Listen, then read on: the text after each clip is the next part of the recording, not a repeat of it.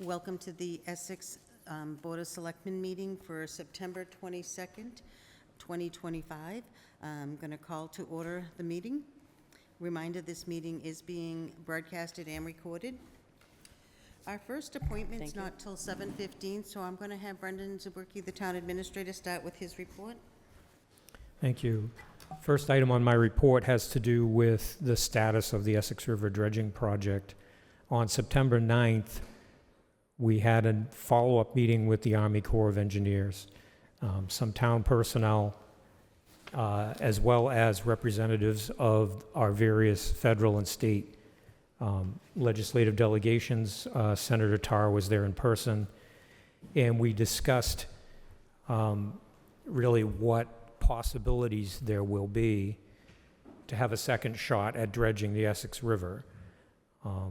Congressman Moulton's office indicated that he was successful in passing an amendment in the FY26 Energy and Water Appropriations Bill, not passed yet, just putting it into the language, that encourages the Army Corps of Engineers to find the money necessary for a second pass at the Essex River in their existing budget. Perhaps not kick off another project, delay it, whatever it might be. The Senate still has to weigh in on that, and then it would have to go through committee. There's still a need for about $3 million. That's in addition to the $1.45 million that is left over from the first attempt at dredging. And that $3 million does not include the marinas, correct? Right, and I'm going to get into that as well. The hope that the Corps has is that on this pass, if they do get a chance to do it, which, by the way, they have all the way until February of 2028, which matches just fine with the federal permitting. It doesn't necessarily match with the private marinas permitting, but they're able to probably get extensions. And if they do get a second chance, the Corps would like to go with a 5-to-1 side slope as opposed to a 3-to-1 side slope. That simply means that it's a not as steep of an angle, and there's less chance of material that they're dredging sloughing back in from the side of the channel. Also, they probably will not be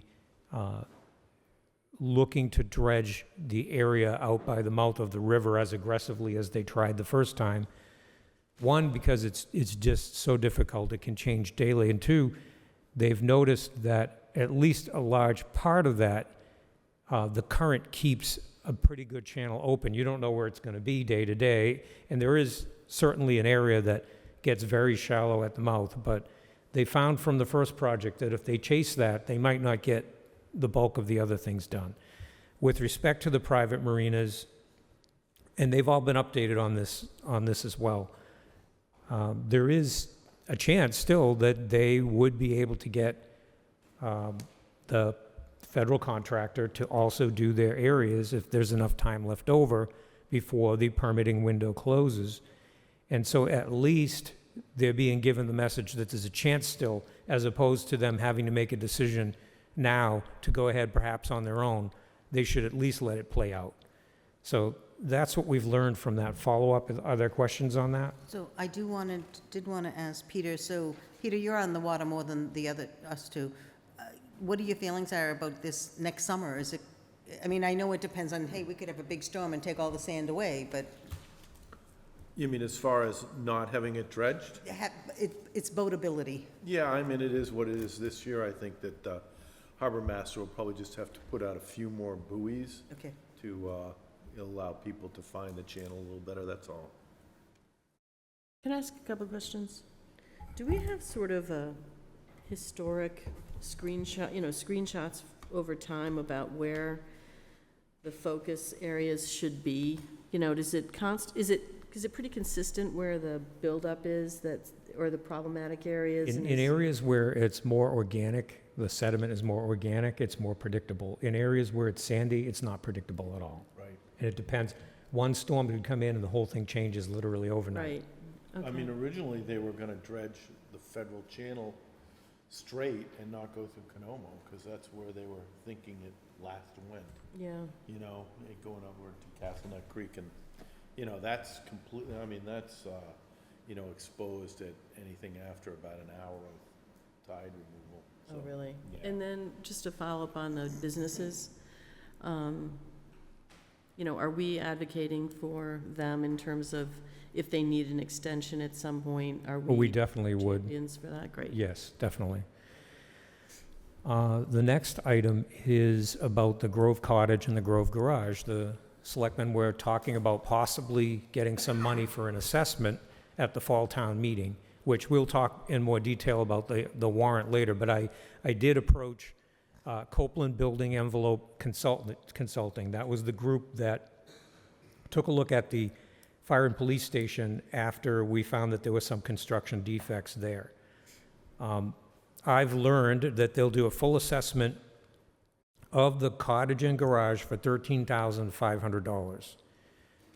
That would look at all the building envelope systems, make recommendations for what needs to be upgraded, or how you would restore what's there to good condition. This is 13,000 to walk around and say, yep, that needs to be done, yep, that needs to be For done. both buildings together, yes. That's a lot of money. But will they pinpoint what needs? Yeah, they will. actually be done? They'll put together a full report saying, and then after that, if you want to go forward, there'd be another phase where they would have to make a design, and then you, So do we have to do it? I mean, for me. no, but I mean, don't know how to tell you what's, You hire, good and you ask a bad. painter to give a free estimate, and do they do that for municipalities, I guess is the question. you can't just hire a painter to go and redo the building, because you have to go through a bid process. So they could give you a free estimate, but there's no guarantee they're going to get the job. Does this company do the work, or do they just? They do not do the work. Just do the They assessment? only consult and create engineering plans Yeah, to go out to bid with. right, so that a contractor can then. do That's the right. work, Yeah. So it's a little more Okay. complicated than just painting, you know? Well, Well, there's rotten wood, there's siding, there's, I just think $13,000 is a lot of money for them to walk around and go, yep, yep, yep. I mean, there's things that we can see without being a contractor. you'll eventually, though, need someone to put together a full design if you're going to put that out to bid. You could also continue the way we're going, which is one shot at a time, volunteer by volunteer. I only went and looked at it because the board wanted to see if Well, there was and an they were gonna be in overall. the air, so I get that, Right. I get that. Annie, I'm sorry. Is this an expectation we can have of a future DPW director to do smaller you know, it's not this building, it's a smaller building, it's like a house? I mean, could the expectation be for that person to do an assessment? And then, can you work yes, from there, or do you? I think maybe, and then you could phase in, if the person knows what thing needs to be done first logically and everything, you could do smaller projects. I think so. It's something that we could possibly look at. I don't know who we're going to get on board. We don't know if we'll get the person. Yeah, And that's not going to happen until December. So if you're not at this point interested in this type of an assessment, until you at least know what you have in-house, then maybe, pass it for now. I think we should step back and look at all of the assessment projects that we have. We have an assessment for that dirt pile. I mean, that is not gonna be happy conversation.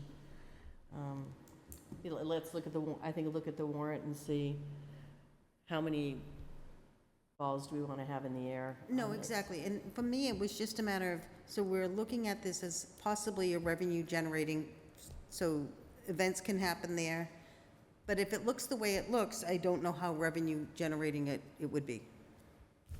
That was the discussion at the last meeting. But, to get anything done as an assessment for less than $10,000 these days, it would be rare. Yeah, And So- you had them look at this building, the public safety building, and that, right? Yes, and they're all actually agenda items tonight. Yeah. there is another building that, the museum is also a building that we own, that we Yes. leased out Yes. $200. Is that something that's on our slate also? No, because they're fully responsible to maintain, repair, and upgrade that building as part of the lease. Right. Okay. So they bring in from time to time money that's donated. Volunteers might come in, and they keep that. Most recently, they did a climate control system in there Okay, at no cost to the town. okay. So I guess when we talk about the warrant, you can look at that and tell me whether you want a draft article on there. Fire station siding and restaining project. I had that looked at, and they can do the assessment with options laid out for $7,800 plus $2,500 to bring in a contractor to assist them with taking samples and to get the lift and anything else they need. Because when we walked around the building, it's no longer just the shingles over the fire bay with peeling stain. It's all the shingles on the building. They just happen to start probably on the fire bay because I believe that's the south face, so it gets the sun. That's something that we can move ahead and do because we have the money That's covered. to do it. Yeah. And they would give you a full report with options on what you're able to do. I don't think we're in territory anymore where we're going to say, well, let's remove all the shingles. It'll cost hundreds of thousands of dollars. So now we're talking about methods that they give you options on for preparing the substrate better than it is now, however that's done, perhaps treating it with something for adherence and then restaining it. So I'm going to ask some really stupid questions. I thought that stain Soaked in. didn't peel. Like, Yeah, this is clearly you peeling. found the stuff that does. We did, yeah. Great. Yeah. And then I have a question about, you said we have the money for this. And is So the that in a fund Yep. somewhere? The selectmen, since this project came in around 800 and something, I believe, thousand under budget, and there was a contingency that wasn't touched on top of that, the project has sufficient funds to do the investigatory work, eventually a design package that would be money on top of this, and then the actual restaining. And the selectmen decided not to close the project. They left the project open. So the money is sitting there and it can be used for this purpose. All right, so I'm not done pursuing this. Have we borrowed that money and it's sitting in an account somewhere? And is that in our list of accounts? Like, where is that visible? We have borrowed that money already, so there's no way to say, well, we're not going to borrow that. It is not showing up in your reserve accounts because it's a dedicated amount of money for a specific project. Okay. And then the condition of the roof, I know that the roof was a question for a while, but it seems to have been settled. Is that true? Yeah, well, that's the reason why the selectmen kept the project open. Right. Because after it was studied, Copeland, which is the company I'm working with again now, did a full evaluation. We went out to bid for things like the roof. There were some siding, caulking issues, things like that. We put it out as a package. We didn't get a single bidder, and as best we could tell, it's because no one wants to come in and try to correct a problem. They like to do new stuff, but they don't like to fix stuff. So the question remains, will that roofing system continue to function throughout its planned service life or not? No, it's not 50. What is it? No, it's 20. Oh, It's 20, because there's just 3-tab shingles. It's not heavy-duty architectural shingles. okay. And if the ridging that you see underneath it from the Hunter panels that's telegraphing through doesn't make the shingle system fail earlier, then you're going to have to re-roof it anyway someday, and it's going to cost what it's going to cost. Okay. But the selectmen said, if that happens prematurely, we want to keep the project open because we may be stuck with it. What happened is the town retained $60,000, which isn't enough to cover a re-roofing, but they retained it, and from the contractor, did not pay the contractor, even though the contractor is still claiming that it wasn't them. We believe that it was, but it didn't go beyond that because in court, it could go in either direction after you spend a whole bunch of money on it. Yeah. And what did you say the remainder was on that? The remainder, I think, is still up over $1 million Okay. in a fund. I can get you the Would it exact only amount. be used on that building? It has to be used on that And building. so, if you wanted to do, because I think we asked this question about the school buildings, you can only do it for what was voted on in that article, right? It cannot be like, oh, we want an addition, or it can only be used for the structure that isn't there now. Yeah, it was, Like, no, nothing beyond, or, I think that that'd be a stretch, because now you're building something beyond what you said you were going to build. yeah, But okay. as to making things that were provided with the original build better, we've already broached that with town council, and it is not an issue. It can be done. So while you already stained it, can you stain it again? The answer is yes. Okay. We did look into that, because we had to do that before we put it out to bid that first time. Yeah, thank you, sorry for the, That's all right. So where are we at time? All right, so you're, Got an, oh, oh, 7:15, yeah, okay, there we go. The next thing that Copeland helped to look at was in between us going from the public safety building down to the Grove. We stopped here and he took a look, and he said, as what we thought, there are minor issues right now, nothing that warrants some big mobilization, but he said eventually you'll end up with the failure of this or that, and you don't want to get behind the 8 ball. What his recommendation is to perhaps in 2027, pick the worst side of the building, go out and have that all redone. The next year, you're going to do another side, and then when you get all the way around, check it again. Maybe there's a little bit of a delay, and you just keep going around the building, which the town has never done. The town has always, we had a big project, and then 30 years go by. yeah.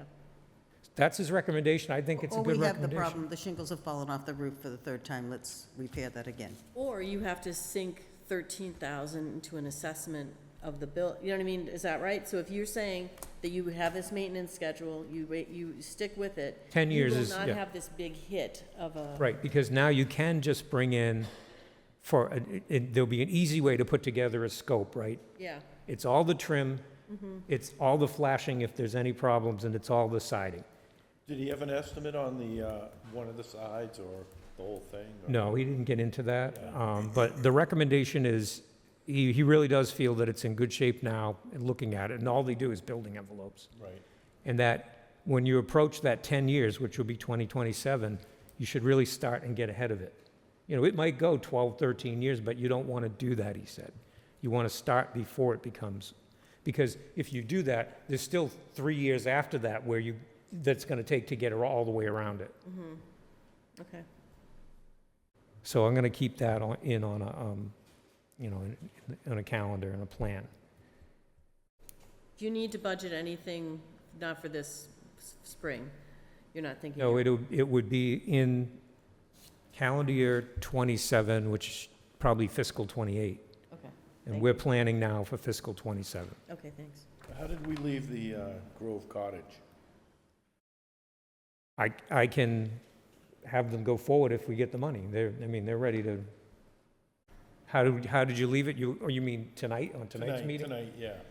When you talk about the warrant, you were going to determine whether you want to add an article, even for discussion's sake. Okay. Remember, you have, the next meeting on October 6th is when you really have to nail it down, but maybe it comes in with that on it as a draft, and you decide at that time. You're going to be talking to the Finance Committee later tonight anyway. And then on October 20th, it's time to sign the warrant. So there's not a lot of time left for review. The next item is just a point of information for the selectmen. In between meetings, a resident had heard back from a grant maker on something called a mini soccer pitch. So this is a hard surfaced area for practicing soccer. And the question was, could the tennis court surface be redone for a soccer pitch if we had a grant? She didn't think that the grant maker was going to get back to Essex, and it's still a long shot, but we did let the grant maker have a look at it. Once the Board of Public Works said that they didn't mind, they unlocked it. And so the question is, well, let's say that that came to fruition. Is it in conflict with the tennis courts? And the answer is maybe not, because there could be a way to do multi-use. This is what I'm told. Right now, neither one of them we have information on, but I just wanted to bring this to your attention, that the Sure. Board of Public Works was informed, and they were fine with at least investigation. And we may never hear about it again. So who was viewing the organization that offers the grant? Yes, They the have US some Soccer inside Federation? U.S. knowledge. Soccer, So they have inside knowledge on our particular site at this point? They came and looked at it Yeah. on Thursday. U.S. Soccer Federation. Yeah. Yep, And they're the ones that give the grant, right. yeah. So, she didn't think she was going to hear about it at all, and they at least came to look, and we'll see where that goes. And I will say that I've talked to a couple people. So first of all, I thought, why not? We don't have anything in concrete what is going to happen with the tennis courts. I know that there's a, group that wants tennis courts. I know that my only real concern with tennis courts is, well, the funding, and also the, I don't want it to be used as a pickleball court so that we end up in a legal battle. Well, there's also the contamination issue. I don't know whether this mini soccer thing would impact that if they have to do something there. Yeah, I mean, anything that gets done out there is going to have to be surface work only. Right. And they were aware of that, I guess, right? That I don't know, because I'm not involved with it at all. Yeah. It's just something where they wanted the opportunity to view it so far. Yeah.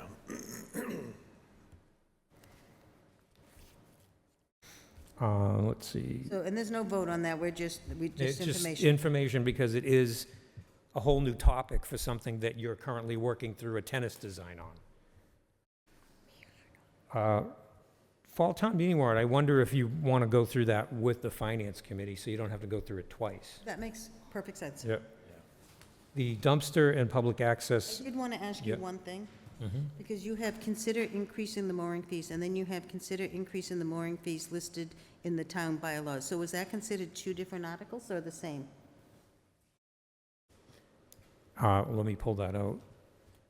I didn't know if it was the same thing or if it has to be in two different articles. So it's your, Yeah. what's it called? Bolded? The list.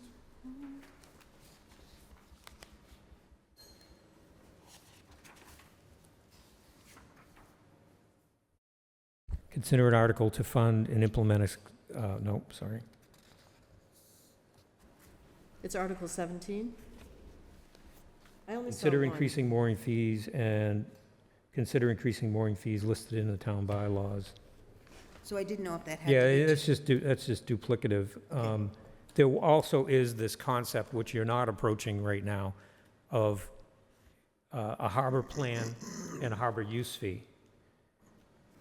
But it's only one mention of it, and it is, as Annie just pointed out, one of the draft articles. Okay, yeah, I saw that. I just wanted to make sure because it is two, so I wanted to make sure we didn't miss it. Yeah.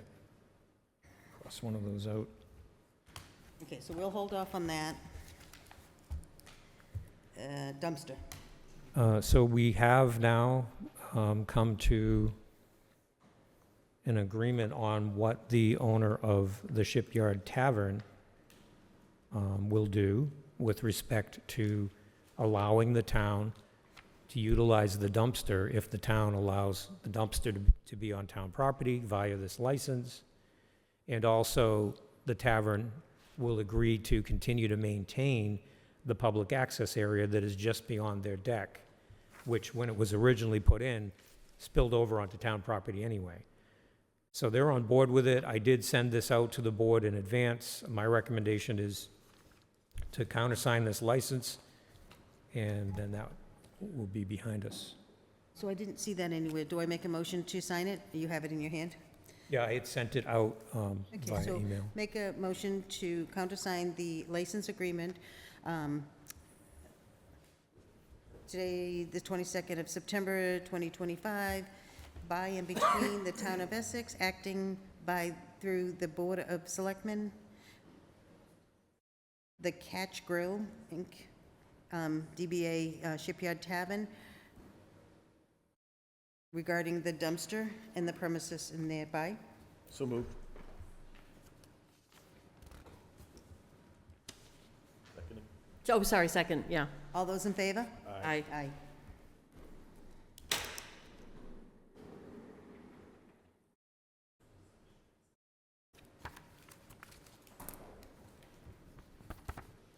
Now, going back to the public safety building, I'm going to let the board know how much money is left in the project. Is that something you want to talk about then at the next meeting to see whether you want to move forward with the assessment? Of the public safety building? Right, the assessment of the shingle I restaining. think we should just do it. I say do it. We have the money there. It was made for that building. It's not like That we're pulling it purpose. from someplace else. Yeah. Do you want a Okay. motion to that effect? Sure, yeah, well, I can move forward. Make a motion to move forward with the Copeland Building Consulting, Consulting Group yeah. regarding the safety building. So moved. Second, and what was that amount, Brendan? I'll go back to it. Sorry. To look at the envelope and see what Yep. work needs to be Yeah, I done. just wondered what the amount was. Because that was less than the Grove It was Cottage. 7,800 85. plus 2,500 for contracting. That's right. So like 10,000. 10,300. Do you want us to vote on that? Do we have to vote? And that's with for the, yes, that's for the assessment. Later, if you want it put into biddable documents, that's another 11,700, but you don't need to authorize that now. We moved and seconded it. All those in favor? Aye. And Brendan, if we could get a more exact number I on what's will. left, that'd be great. Thank you. And then with respect to the State Water Management Act grant, this is a grant that could help with the rate study that you heard the chairman of the Board of Public Works say is necessary, but only on the water side, not on the sewer side. And right now, they're very interested on a rate study on the sewer side. The issue is it's a October 1st grant deadline. I was told by the Board of Public Works that they do not have the time or resources to write that right now. I did check with Weston and Sampson about it, and they're not able to help us write the grant right now either. It's probably something I could take a shot at, though, Yeah, and if you have the resources. to try. do I it. mean, it's better than doing nothing, right? Yeah. It doesn't get the town everything that it needs. And when we talk about the warrant, you may want to discuss whether you want an article, because when we first took this off the warrant, we thought perhaps it would be a rate study funded by a grant for both water and sewer, but it's not. It only helps water. So if that's the case, and you still want a rate study, that's $50,000, and there's no grant for that. Yeah. Right. So it's something we can talk about more when you talk about the warrant. Tell me what a rate study does. Second. It tells us we're paying too little or too much. It takes a stock of what you're charging for. Perhaps, have you planned into the rate sufficiently so that you're building in for the future as well? Is there a certain amount of money a year that's going to end up going into retained earnings? It takes a look at what the financial pressures on production of water, chemicals, all of that, are going to be in the foreseeable future. Where's your rate going to go just on production of water? But what are the other things you need to think about within the enterprise, like ongoing repairs, capital improvements, that you should be planning into the rate in a very intentional way? Yeah. With respect to water, that's actually a little more pressing than sewer, because as we've discussed, with respect to sewer, there is the money that has accrued from betterment in interest. The town got the sewer money at 0%, and in some parts of the loan, less than 0%, because there was some loan forgiveness. But the betterment payer had to pay 2%, and that's because that's the law.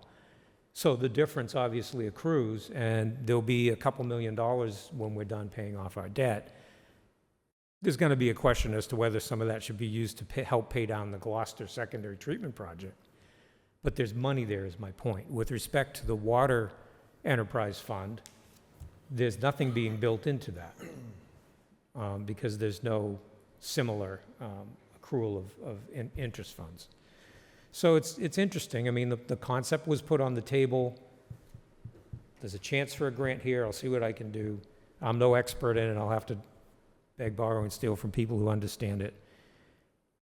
If we get that, great. But you still do need, if you want to go forward with a rate study, especially for sewer, then you need money to do that with. Is it looking at the actual revenues that are brought in total, or is it also looking at the rate structure and how things are billed, like increasing block or flat blocks, decreasing block, whatever? I think that it can have all of that in it as well. Yeah. You know, is there some other mechanism by which you do the billing that, you know, or is the minimum that you get billed for enough, you know? Right. All of that stuff. Yeah, yeah. And It's that's, covering everything. yeah. Yeah. So I guess in an ideal world, when we're talking about something like this, it's helpful for us to have information from the DPW about why they would want to embark on this, what it gives us. Because I feel like where we just talk about money, we don't talk about goals.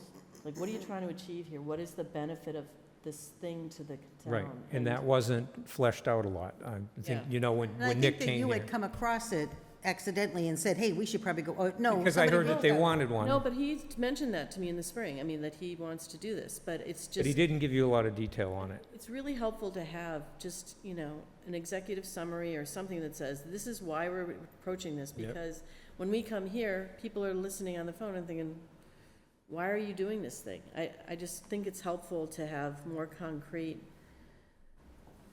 information about goals as opposed to just dollars. Does that And make sense? Yeah, and perhaps they can provide that for your next meeting, where you still have time to decide whether you want to put it on there or not. Yeah, And I'll ask about that. I know that at this point in time, nobody over there, whether it's the staff or the board, had the resources to write the grant application, let alone, yeah, so we'll see. okay. I'll try to get it. And then, I know we've gone through your list, but I did want to ask about the risk assessment that was in your report. Risk assessment and monitoring plan, yeah. Yeah, just because Andrew Spinney had talked about some of the, you know, we'd looked at the dock, and he had showed me some pictures of what's happening at the dock, and to me, that was a huge oversight. Like, we didn't know that that was there. And when you talk about risk assessment, It's not health and safety risk assessment. It's actually financial fraud risk assessment. So it's a different animal. okay, so do we have a physical plant sort of No, risk assessment? we do not. So anything that needs to be assessed, it will come to our attention and we'll address it, or I'll notice it or whatever. But we don't have anything built out to that level. There's no OSHA requirements for that sort of stuff? Like, you know what I'm asking? There Like, are, but for instance, the town pier has been that way before, many, many years before the town was even I'm not trying beholden to to it. ascribe Right. blame to anyone. It's just Right. like, ugh, this is terrible. This And could and you really. would hope Very, that yeah. those things are the responsibility of the job to say, hey, I'm seeing issues. Yeah, Let me Right, bring it up to the town. right. And it didn't happen, so we're moving forward and, yeah. But no, we don't have anything that lays out, here are all the different things that we should, you know, consider Yeah. studying further and developing a plan for. Yeah, I think we have a lot of hopes in this DPW director position. Okay, thank you. So I just want to ask, we've got a half hour. Do we want to move to licenses so that Sure. we can get through those? Is everybody okay with that? Yeah.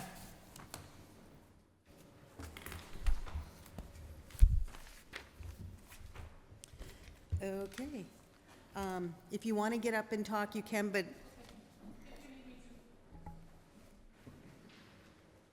So I'm going to move right to the Essex Historical Society and Shipbuilding Museum. And since you're here, in case you have any So the first one here, we're going to entertain a motion for the, Saturday, October 18th, between the hours of 5 and 9. This is an outdoor event, and it's for the wine and malt license. So moved? So, do we need to talk about this? You know, the wine and malt is fine, yeah. Yeah, well, Okay, it's still 9, though, so, fine. okay, It's fine. excuse me. You're going to second? Second, yes. All those in favor? Aye. Aye. And the next one is again for the Essex Historical Society and Shipbuilding Museum for use on Saturday, December 13th, excuse me, between the hours of 10 a.m. and 4 p.m. This is an event, correct? Because this is a long time to have. This is December. December 13th? December 13th. That's a This is Santa. the holiday market. We typically have it the weekend right after Santa. I pushed it to the 13th because we just needed some breathing time. And it's not set in stone when the event happens, so I just did a big window. It's Natasha, probably could you a come to the mic? Sorry. Yeah, sorry about that. It's probably just going to be a 4-hour event. It's just I didn't know which part of the day it's going to fall in, or if anything else is happening in the town that day for pop-up shop and sip or something. I think I might want you to let us know what that window's gonna be, because I want to make sure that we also have the police and fire aware, since it is gonna be an event with alcohol. Okay, it's a shop and It- sip. It's, We do it every year, and we don't typically, I can give you hours right now if you need it. Can it be 10 to 6? Yeah, okay. So I entertain a motion to accept the Saturday, December 13th holiday market, 10 to 6. so moved? Second? All those in favor? Aye. Aye. Thank you. Okay, the next one, excuse me, is for the one-day entertainment. And that was my other question. So will you be having entertainment on December 13th? Or is it just for people to roam around your museum? I don't have an entertainment for that day, yeah, because Okay, it's just I a wanted to shopping. just verify. Yeah. And it's Okay. all indoors, and we have indoor entertainment licenses for the season. Okay, great. The next one is for a one-day entertainment license. Excuse me. For the Historical Society and Shipbuilding Museum. This is on Saturday, October 18th, between the hours of 5 and 9 p.m., within the confines of the Shipbuilding Museum, Shipyard Outdoors. So moved. All those in Do we want to talk about this one? I mean, I know what our policy is to 8, but I know. I'm fine with 9. It's cooler out, people's doors and windows probably will be shut, and it's an extra hour. I don't see Yeah, it I being am a problem. little bit concerned about it any entertainment going till 9 o'clock, because you are in that fishbowl that travels. Yeah, just to address it, most of our events, most of our fundraisers go till that time. We're respectful of the neighbors as much as we can, and it's not going to be live music at that event. It's going to be just a Bluetooth speaker or some sort of small speaker. Okay. Second, All those in favor? Aye. Aye. The next one is going to be for Monday, October, still the Historical and Shipbuilder Museum, October 27th, a Monday, between 3 and 6, within the confines of the schoolhouse, 28 Main Street, with a small Bluetooth and spooky music. so moved. Second. All those in favor? Aye. And the last one for the Shipbuilding and Historical Society is for Friday, December 5th, between the hours of 4 and 7, within the confines of the Shipbuilding Museum, outdoors, 66 Main Street, with a PA and a live chorus. So moved. Second? All those in favor? Aye. Thank you, dear, appreciate Thank it. you. Thank you. Yep. Thank So- you very much. back to the first page, and this is the all-alcohol restaurant license transfer. So I entertain a motion to accept and sign the license previously approved by the Select Board and now approved by ABCC for Essex Table, OPCO, LLC, 122 Main Street. So moved. Second, but I have questions. Is this is different than the paperwork we got where someone was rejected, right? This is different. Yeah. This is different, I'm sorry. Thank you very much, that's all I wanted to check. You didn't have to vote, because you already voted. That's okay, it's best to double vote. I just decided We that. didn't vote yet. We, You're about to, again. that's right, we didn't make the unanimous. Okay. Okay, so I don't know if you want to go to other business or if you want to go to the appointments. Let's do the appointment of the appointments, can you do that, bang that out? Yeah, might as well. Yeah, it's a single appointment, correct? Yes, Affordable Housing Trust. correct. You had two people express interest, and we did hold it open on the website for 30 days. So I've looked at both. I'm just going to give you my opinion. You guys can jump in at any time. Say their names. It's Jesse Perigo-Palm or Janet Carlson. So I'm leaning towards Jessie. One, she has family history in Essex, but also because of her work with social work and understanding housing needs. I agree. I mean, I think she has to address this housing situation with probably a lot of our clients in her job, so I think she's probably got more experience. So, Annie? Yeah.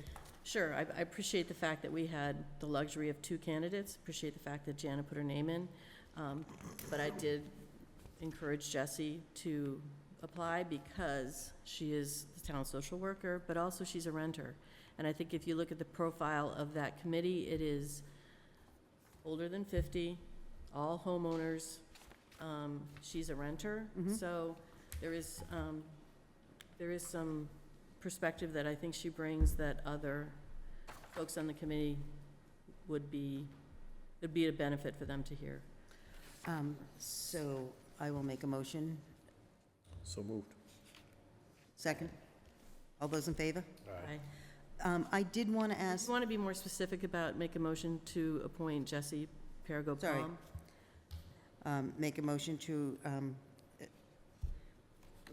assign Jessie Perigo-Palm to the Affordable Housing Trust. So moved. Second. All those in favor? Aye. Aye. And I think it's great that we had two folks putting their names forward. Thank you So I very did much. want to ask Yeah. Brendan, if you, we do have a conservation COMCOM and also open space, that maybe we could just let Janet know that those are available? Yep, I will do that. So I'm going to send this down for you to sign. Open space has been open for quite a while, hasn't it? Yes, they're down to just a few members, and they're currently trying to Trying to, yeah. rewrite the open space plan. Yeah. Yeah, and I mean, I saw that, those were on there, and it's probably a good idea to, Yeah, I'll Thank you. remind her of that. This also, Peter. No.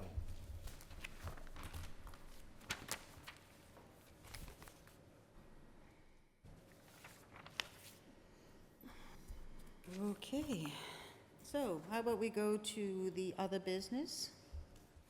Starting with, entertain a motion to approve the weekly warrant in the amount of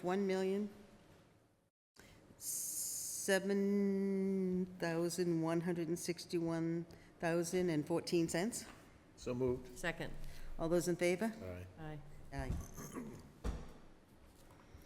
Okay, entertain a motion to approve the minutes for the Selectmen's September 8th, 2025 open meeting. So moved.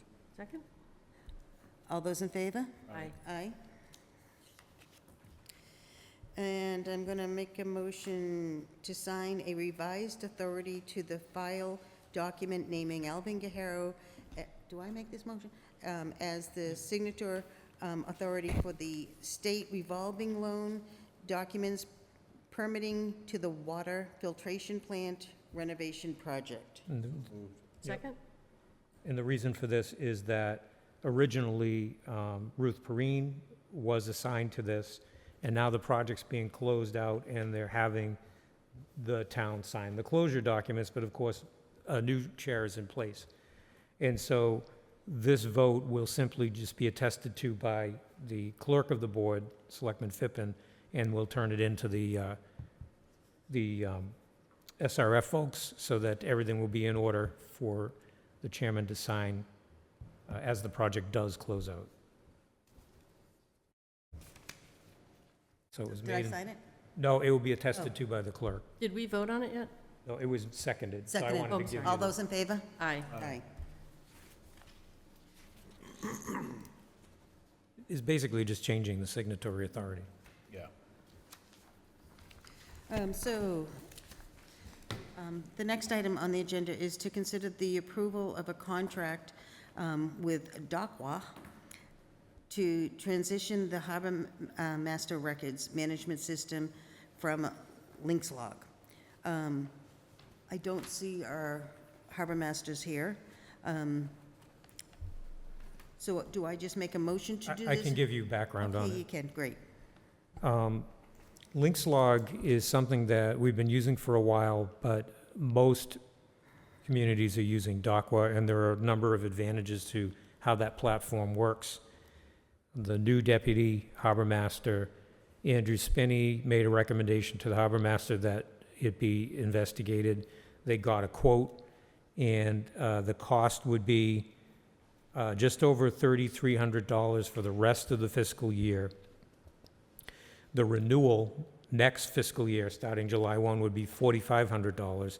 This does include the migration of the data from LinksLog to DOCWA, and the harbor master has indicated that he does have sufficient funds in an existing account to pay for this platform change. So two questions. One, did they say how far back the data would go? And the other question I have is with LinksLog, are we getting any money back for stopping the contract? No, I wasn't told that we're getting any money back. I don't have the detail on how far back it goes. I just think It's a we have- recommendation of the harbor master. I think it'd be good to have that on record when, if we approve this. So I entertain a motion to accept, to approve the contract with DOCWA to transition the harbor master's record management system from LinksLog. So moved. Second? I have a question. Uh-huh. I apologize, Brendan. Did you say that they would be doing the data transfer? Yes. Yeah, and I was So- just trying to figure out how far back. It probably goes back as far as the links log. I don't think it did. I think it won't- in a okay. hallway conversation at one point, he said it Okay. doesn't go all the way back. Okay. So that's why I just kind of want to know how Yep. far, so that we have it on record. Yeah. And I'll get that for the board. Okay. So, Want us to vote you on want to that? vote? Oh, all those in favor? Aye.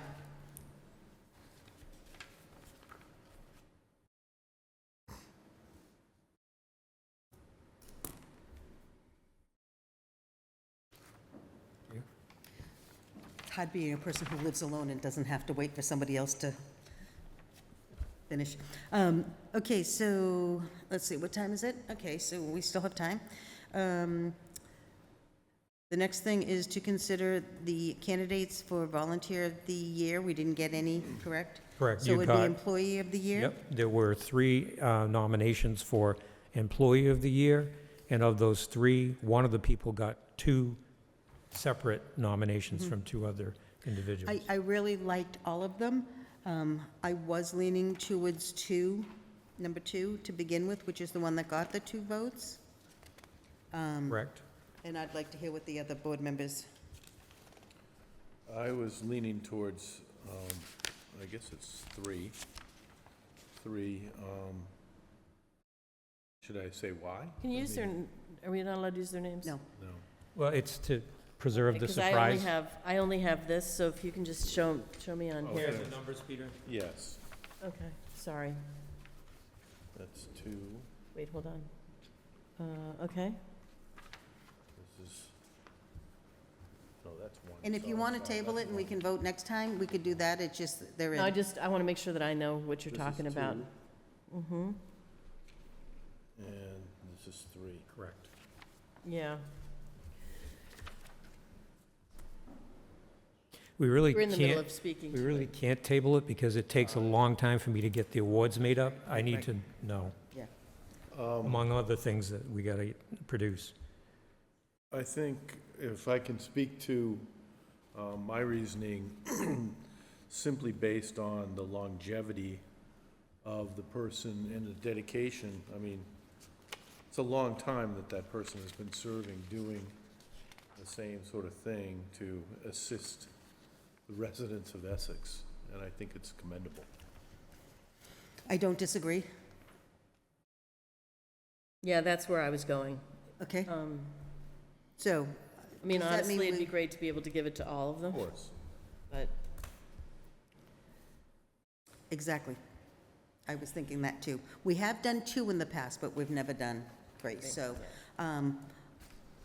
I guess I'm going to say at this point, then I'm going to take a motion, entertain a motion for Employee of the Year to select applicant number 3.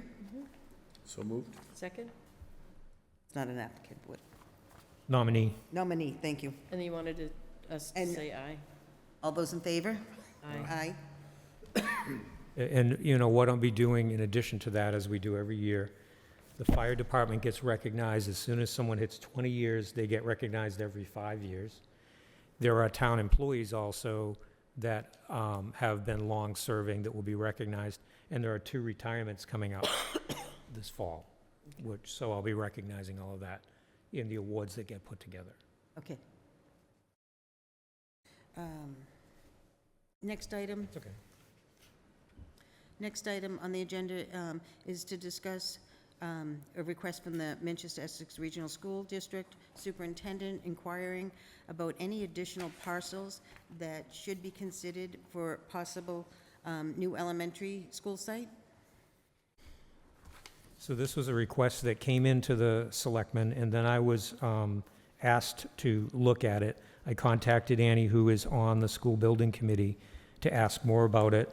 She shared with me some of the town properties that the school building committee had a look at, and this table summarizes them and also states that really the only 2 that have ever been forwarded for consideration by the Selectmen, which is the existing school site at 12 Story Street and the vacant site at 30 Apple Street, remain the 2 sites for consideration.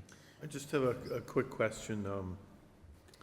The Laurel Lane site was brought up a couple of times, and at the time, those times, it was eliminated due to the high development costs. Is that still the case? Yeah, think about it, you're gonna be bringing know. water and sewer to Yeah. down Plus, Southern if you, Avenue. I looked at it separately, I looked at it slightly differently. There's a fair amount of wetlands on that site. So I did have a question for Annie, and that is trying to remember other building projects in Manchester, whether or not, did we put out a notice to the townspeople to say, does anybody have a land to offer? So, yeah, can I provide some context, and Dave might want to add some color as well, because we were talking about this the last meeting. But you and I both know that people come to your meetings and say, well, you didn't consider this site, you didn't consider that site. And that's why I'm saying, And that's why Teresa and I were like, listen, can we just see how we got here? So she ran a report of all sites, or all properties that exceed 10, or were 9.75 and higher. So that's this list.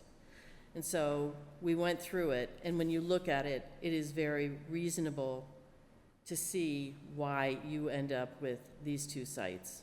The only one really that I thought was, we did once look at Laurel Lane. That was during the high school project, and I remember walking that. There's also that gas line Yeah.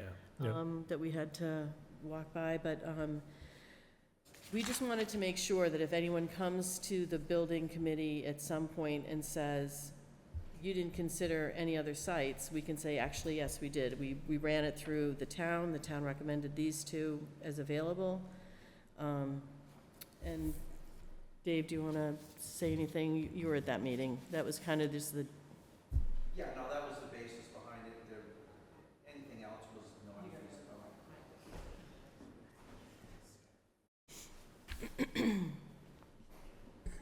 Yeah, those were the only two real viable sites that were available for any consideration. And the state funding portion doesn't allow you to purchase private land for consideration, doesn't correct? reimburse you. What's that? Doesn't reimburse you. Doesn't reimburse you. Yeah. So even if you put it out to the town people and said, hey, who's got 15 acres they want to sell us, it's can't be included in a project like that because they won't pay it back to you. Yeah, and getting the services to the site is also not reimbursable. And I think when you're on, and you'll correct me if I'm wrong, Once you get on the property, they will pay for utilities. Basically, if you hit the property line, they will not pay for Got it. utilities or infrastructure up to the property line. So if you needed a new bridge, you needed water, sewer mains, they will not pay for that until you get to the property line.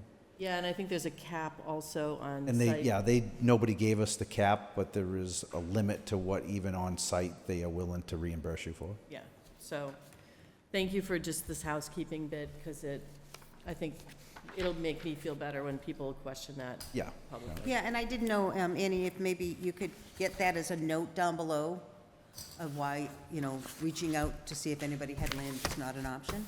Oh, you mean those things that we just talked about? I'll ask, yeah. Yeah, just so that, when you have the public meetings, if it's already, somewhere where they can read it, I think that will be helpful, since I was on committees and I forgot. And Annie, is that something you can bring back to the committee, or do you want me to transmit it? I can send You that can to do Chris- it. I'll Use send it that. to Christina tomorrow, copy you, I'll Okay. copy you too, Dave. And Thanks. then, just so that they can add those notes, that would be great. Thank you, appreciate it. Okay. The next item has to do with the AFSMI contract, and it was on here because we're in a state of flux, and we didn't know whether there'd be the potential for a vote to approve a successive collective bargaining agreement tonight. And we're not ready for that, so I can recommend tabling that. Related to, go ahead. Sorry, but I did just want to say, we did come to a tentative, so that's great. And Right, so related to that is if the board wants to discuss the tentative agreement, which you have copies of separately outside this meeting tonight, then you can go into executive session to do so. Otherwise, you can wait for the union to ratify what is on paper with the full membership and have a chance to discuss it and potentially approve it at your next meeting. Whatever your pleasure is, we can do. But There's no need to go into it the tonight. negotiators agreed with this. They just need Oh, to the have it state ratified. mediator? Yeah. Yeah, they've been helping all the way through, Yeah. and they're waiting for this to unfold, yes. Yeah. so now You both feel good about it, Yeah, as good about it as you're gonna Yeah. feel. yeah. No, so the big thing is him getting this complete so that it can be sent to the collaborating, not the collaborating committee, to the whole Yeah. union. and The whole then membership, right. They will let us know before our next meeting. Great. And then if questions come up, or you want to dig into something a little bit deeper before you sign it, you'll have the opportunity to do executive session next meeting as well. So I'm going to recommend that you table that as well, unless the board wants to do it now. Yep, thank you. I know that was a lot of work, thank you. Sure was. Get it out, we'll see what happens. All right, the next item is to entertain a motion to authorize the chairman to sign grant documents from the Massachusetts Cultural Council for Essex Cultural Council's annual fund allocation of $5,700. So moved? Second? I would like a little, I guess I don't remember, do we do this every year? Yes, we do. So each year, the Essex Cultural Council gets from the Massachusetts Cultural Council a small amount of money, and they decide to make kind of micro grants to different people that are in the arts, to help people get something off the ground or to help foster the arts and culture of the town. We do not yet have grant documents, so you would just sign it outside of a meeting once they become available. Okay. All those in favor? Aye. Aye. Okay, so we're going to review, this next item is to review observations by the Shellfish Constable regarding adjacent to Town Landing, which is on Island Road, the encroachment into public way. It's limiting parking. So they did plantings. And Right. I don't know if any of you took the drive over there. I did. Yeah, I go there a lot. I don't ever see anybody parking on that side. I don't either, and that would be my comment. I mean, and the other side is more conducive to parking, and you can't have people parking on both sides, because nobody could get Because you through. couldn't get through, because Yeah. it literally is like, I want to say no more than 12 feet, the road itself. Yeah, so I don't think it's an issue as far as parking goes, but the encroachment on a town way is another issue. Right, without permission, and so, at the minimum, I could contact probably go through the superintendent of public works, because I know that there's been no permission granted by either that board or this board, and the superintendent could indicate, well, you've gone and done that, but it's at your own peril if it's 5 years from now and the town needs it, and you have bushes that you've nurtured That, along. or even in the wintertime if they had to plow. That's That, correct. But I will say, I had mentioned to Brendan on that same street at the beginning of it, somebody put up little fence to keep people from parking on beside their rocks. I think if it's good for one, it's good for the other. How can we have it? I don't think it's fair.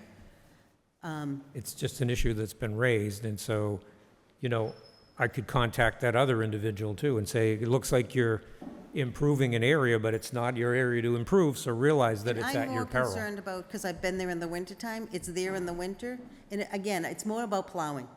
I don't want our equipment getting hurt because, What's the site you're talking about? right across from where the Stavros Reservation where people Oh, okay, park. that first house there, yeah, right. And it's just like a cute wire thing with rope Right. to say, don't park here. Right. But again, it's still town property, and if we say to one, how can we not say it to the other? There is no official parking, is there for Stavros, that the trustees? It's trustees and it's right along the road, Yeah. but that's also where kayakers park in the Yeah, summertime, right, that's, yeah, yeah. So as to Island Road, between myself and the superintendent, we can contact these people and just let them know that it's something that, may have to change, may get hit by a snowplow, Exactly, and that we're not gonna, be liable, they're not. That's right. The bushes are in our property. I also would probably ask them, especially with the bushes, keeping them trimmed, because we don't want it getting big and huge. Well, I don't think I can ask someone to maintain something, no. I'm not even I- sure if they're bushes or whether they're just, Yeah, they're, It's gonna come down to, you're doing something there. Nobody right now is telling, Yeah. is saying that it's in our way, but that could change in a Yeah. moment's notice. And it could be damaged, and we're not accepting any liability. So, are we not asking them to pull them up? That's up to the board. I don't see a need to pull them up, but Okay. I would much rather just say, first of all, slap them we're on the not wrist to liable say if you they shouldn't get have, damaged. shouldn't have Yeah. done it in the first place. Right, you don't have permission, you still don't have permission, and if you're proceeding, it's at your own peril. Right. That's what I have to say. Okay. Okay, so we are at the items that could not be reasonably anticipated for open meeting?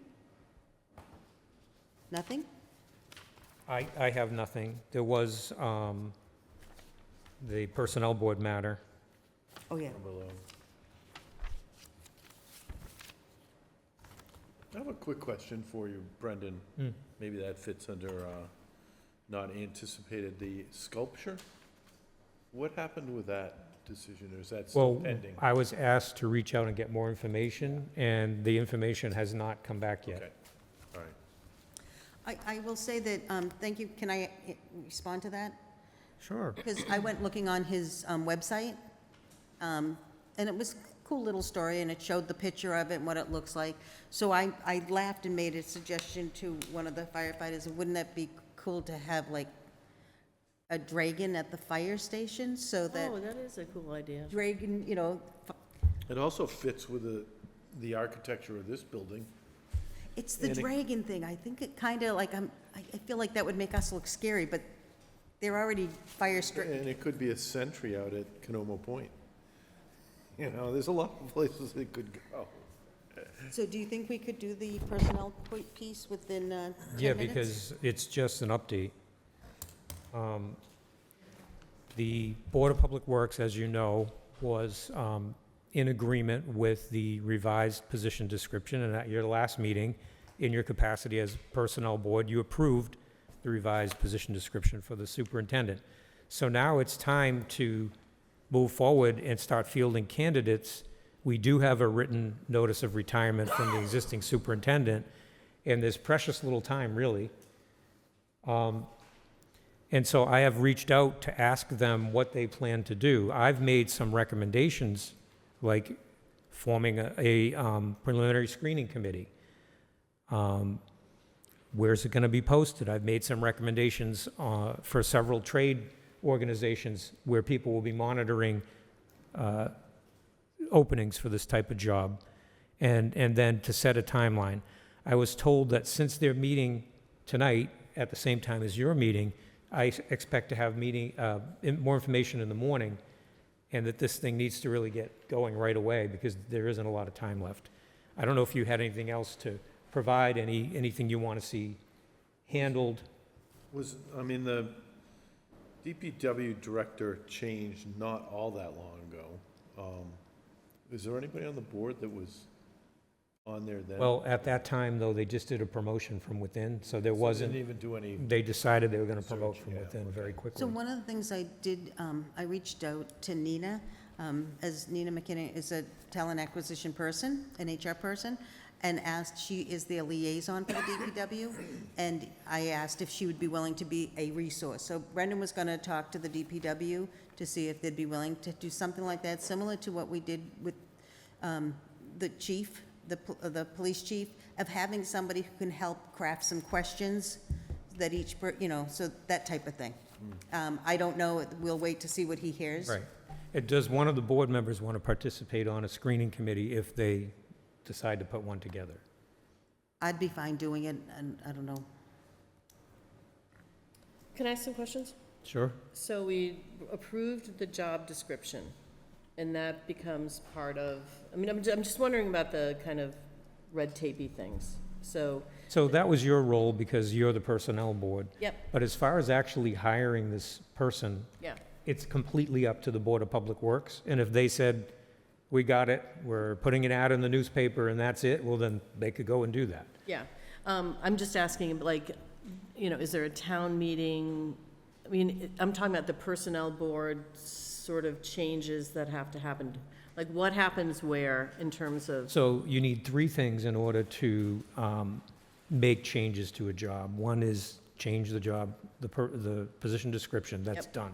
yeah, You need sufficient funding in the budget, which could be handled in one of the articles at the fall town meeting.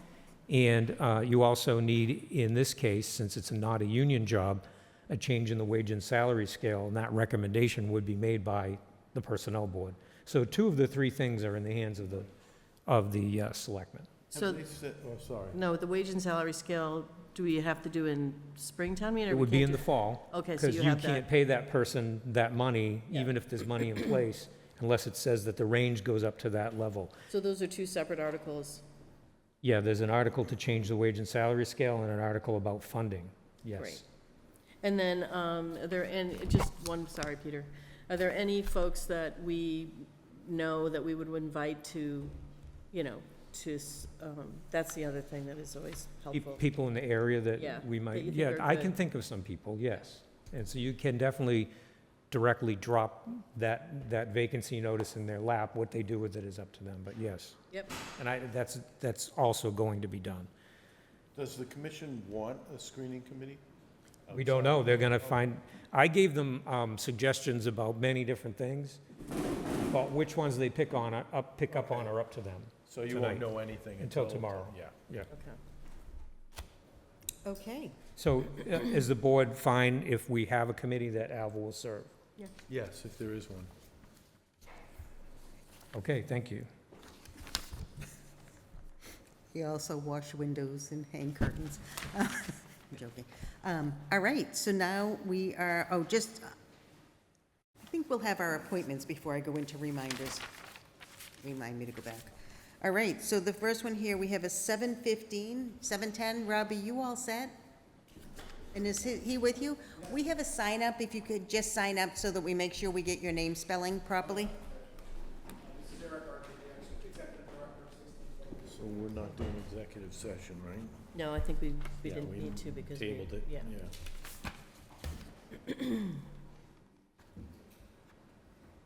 And you got Robert. Oh, good. Brendan, thank you very much. Great, we got the, yeah, that's great. So it please the board, Rob Fitzgibbon, Board of Selectmen. Can you talk into the mic, hon? I'm sorry. So it pleased the board. Rob Fitzgibbon, the Board of Selectmen appointed me as the representative for Essex to 1623 Studios, the local cable channel based in Gloucester, Massachusetts. And we're doing a little meet and greet where we wanted to go to the various boards and committees in the towns of Essex and just introduce ourselves and tell a little bit about what 1623 Studios does. Since I am a new trustee of the nonprofit, I have brought along backup the esteemed Eric Archer, the executive director of 1623, to tell you a little bit about the services we provide. So thank you. Rob, is this you mentioned it's a nonprofit, not a municipal function? Yes. Okay. And how many trustees are there? 8. 8, okay, thank you. Hi, everybody. I'm Eric Archer. I'm the executive director of 1623 Studios. I've been the executive director there for 12 years now. I live in Wenham with my wife and 4 kids. And 1623 Studios is formerly Cape Ann Regional Cable TV. We rebranded as 1623 Studios a few years ago. We used to be up at the Blackburn Industrial Park, and now we're down on Pleasant Street in Gloucester. And what we do is record meetings like this one.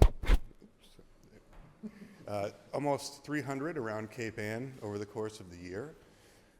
And we have a facility in Gloucester with a studio, and we offer media training for the community. So you can come in and you can get your hands on audiovisual equipment, and we will teach you how to use that and all the accompanying software. We have a studio for forums and debates and other productions like that. So we try to be a media partner to the area and partner with schools for interesting projects.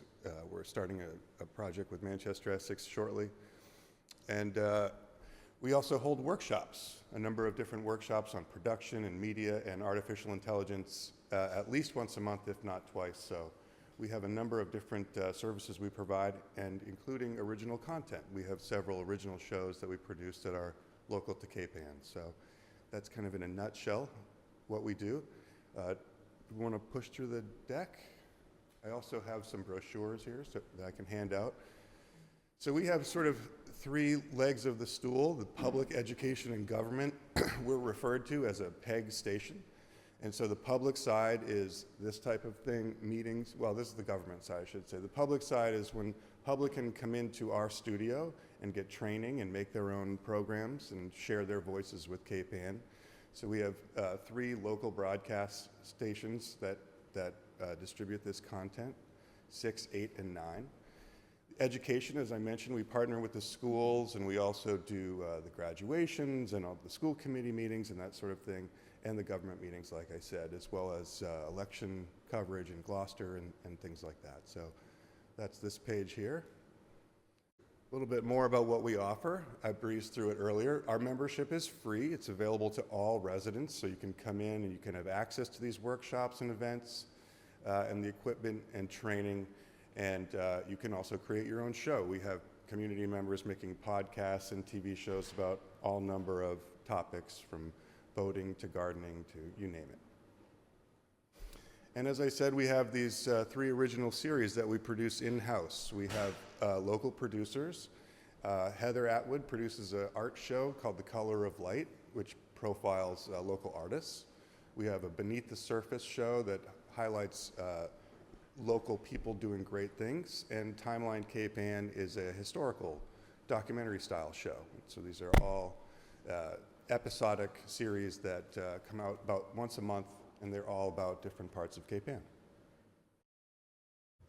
A little bit about our reach.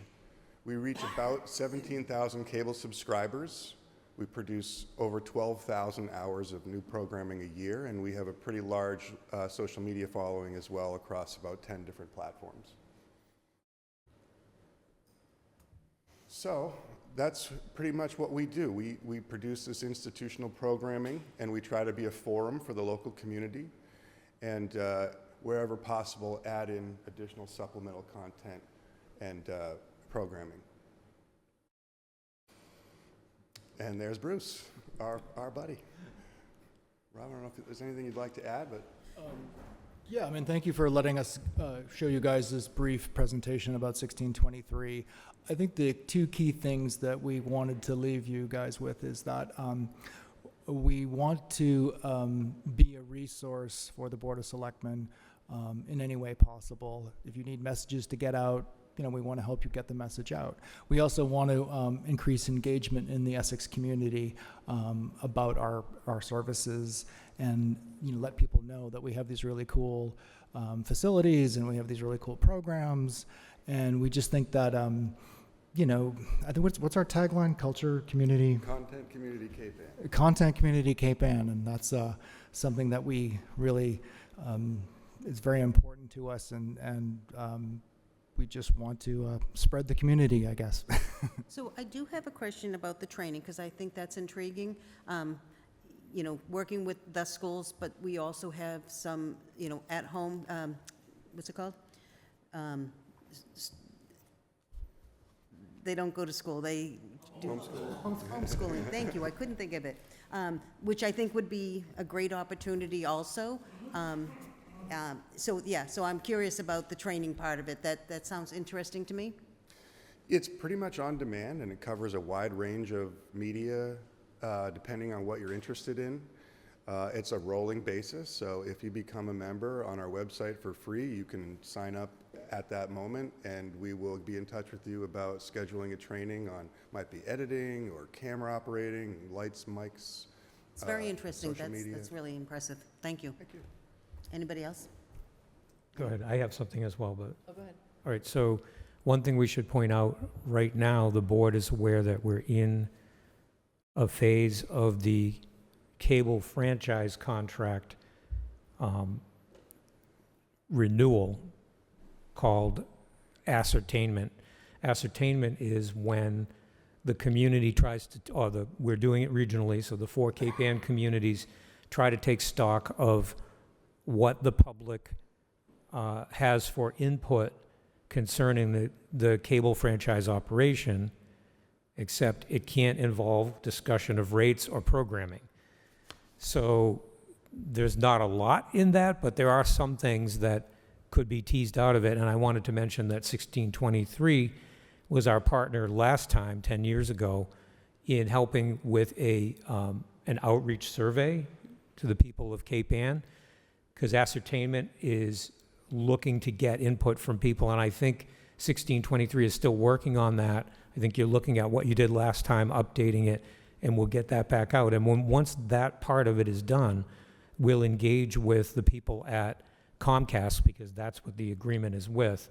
That's who the agreement is with, and start negotiating the actual terms of the contract. And it's interesting because 1623 derives most of its operating revenue from fees and surcharges that are part of the cable contract. And so they will be at the table with us just like they were in prior cycles. So that's another interesting thing that's happening now for a renewal of the franchise agreement in 2027. Yes, that's exactly right, and we are working on that community-wide survey, just as you said. So I've got a list. So the funding how you're funded by Comcast? So our funding comes from a percentage of the gross annual revenue that Comcast makes on Cape-Ann. So they run their cables through Cape-Ann and charge for cable to the residents that subscribe to Comcast cable. On that cable bill is a small light item for a franchise fee, and that's how we are funded, almost entirely. What would you say the percentage is on that? So the percentage is a total of 4.85 that we split with the 4 communities. We get 3.6%, and each community gets 1.25. Okay, but what a percentage of your budget is funded that way? It's almost one single funder for us. Okay. 99% of our funding comes from this arrangement. Is there any other mechanism for you to get funding? Grants, maybe? We've looked at a number of things. Nothing comes close to the amount that we get, so it would all be supplemental, not a replacement. Right, yeah, yeah. So actually, that's not a bad place to be, given federal funding if you were grant. Well, it's got its pros and cons. It's certainly nice to have a 10-year contract and be able to rely on that, but we're dependent on one stream, and if that declines, which it has been because people cut the cord, so every time someone cuts the cord because it costs a lot of money, we lose a little. So our funding is declining. So I sent some of these questions to Rob today, but are there any perks that we're not availing ourselves of, the town? Well, I would definitely suggest the training and the workshops. They're pretty high quality. The workshops, artificial intelligence is a pretty in-demand topic, and we're teaching that at least once a month in different ways, so that's available. And we would love to strengthen our relationship with the town and be more of a communications resource. So if we could be doing town PSAs that help you get the word out about things that you would like to communicate to residents, that's something that we could do more of if there was a demand and we figured out that exchange. So right now, this meeting is recorded, but others are done by Zoom. That's right. Do you take those Zoom recordings and post them, or? We do. You do? Yeah, we have a number of different inputs coming in from all the different communities, and we manage them all. They all get shared similarly, whether it's Zoom or live. So can you talk about a little bit about the depth of your archive? Like, when do you? Yeah, so YouTube kind of becomes a forever archive naturally, and it goes back, I think our Essex YouTube archive goes back about 8 years before it got to format, all kinds of different tape formats that we didn't have the resources to digitize, but we've got about 8 years, and we do have a whole boxes of DVDs and stuff. If you have something beyond 8 years, we can go digging. But everything that comes out now gets saved basically forever. Search algorithm on the existing content. Can I search specific terms and find? I don't know if I've ever tried it. Specific terms, that's a great question. I'm going to go try that, and I'll follow up with you and see if that works. What does engagement look like, increased engagement look like for the town? What does it look, how do you measure it? Well, I think, if we can strengthen our communication so that we always know what's going on in the community from small events to big, we would love to be there and be filming these live preferably, have a presence at them. And anything from a bench being donated by somebody on up to a big event. We'll be at all of the Gloucester election stuff, all the fiestas, the graduations, all the parades, and all the important things. We would love to be there and help amplify all that great stuff. And then what channel is it on Comcast? Because 6, I 8, usually and go 9. to the computer. Pardon? 6, 8, and 9. And then what's on your wish list? Is the wish list what you just talked about in terms of engagement? Yeah, I think if we can do a good job as a partner to you, then, as Brendan was pointing out, in 2027, we're going to need town support for our renegotiation, and so we're hoping that we've done right by you so we can all go to the table and get another nice 10-year contract. Great, thank you. How do you find out about events? Do you go to the town's websites and look at things and decide, oh, that would be really fun or interesting to go record that, or Yes, we definitely do that. We do all kinds of proactive searching like that, and we also have lots of contacts at all the different offices, and our operations specialist is very on top of Yeah. what's coming. And in most cases, we've done it before. Most things are coming around Yeah. 2, right. 3, 5, 6 An times. annual event or whatever, yeah. I gave them also a list of sort of fall events in the town. I mean, everything from Happy as a Clam to Clam Fest and all that kind of stuff. I mean, I think that one thing is challenging is that, there's basically a staff of 6. Is that, I mean, and, there's a lot of events going on, like with the Gloucester, mayor's race and all that kind of stuff. So they do have to pick and choose a little bit about what events they could cover. But I definitely feel that, like, if we could get more Essex community members, like, learning about AI or learning how to do a podcast and all that kind of stuff, and, like, if town boards, and thank you also to the finance committee members for being here, like, if anyone ever wanted to do, like, intro to town meeting or what's an override, you know what I mean? Like I think things like that would be of tremendous benefit to the community, and would generate the likes and clicks and all that kind of good stuff. We are doing a new marketing plan this year. Do you want to speak about that a little bit? Yeah, so we traditionally had done a lot of social media, paid advertising. We're trying to really do an about face and really focus on much more tried and true grassroots style marketing. So sponsoring the ball fields and the community events and having a presence at different festivals and things like that, and trying to get more into the like that grassroots style community marketing is what we're trying to start getting into. So if there are opportunities like that, we would love to hear about them. Great. Thank you. Thank you. Thank you very much. Great, thanks so much, appreciate it.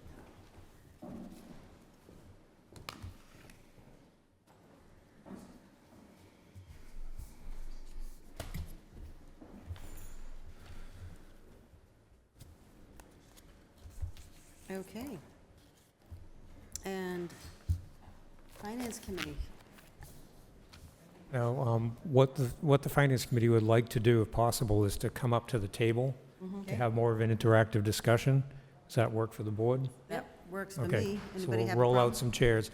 Joan, you might see the backs of heads, but it's the best we're going to do. They're going to come up to They're going to come here to, be more interactive.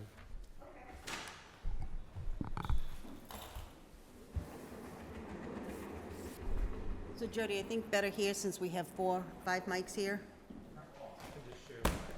Then we can share.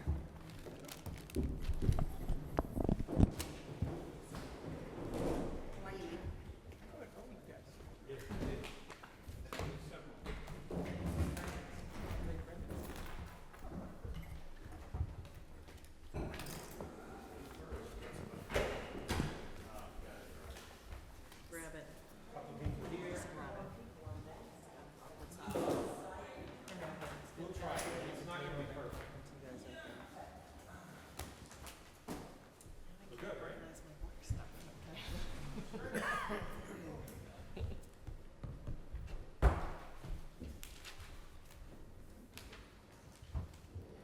So what the selectmen did earlier is they did not speak yet about the fall town meeting warrant, but I think you're also here to discuss other aspects of the budget and the planning process. So, Madam Chair, I don't know where you'd like to start with it.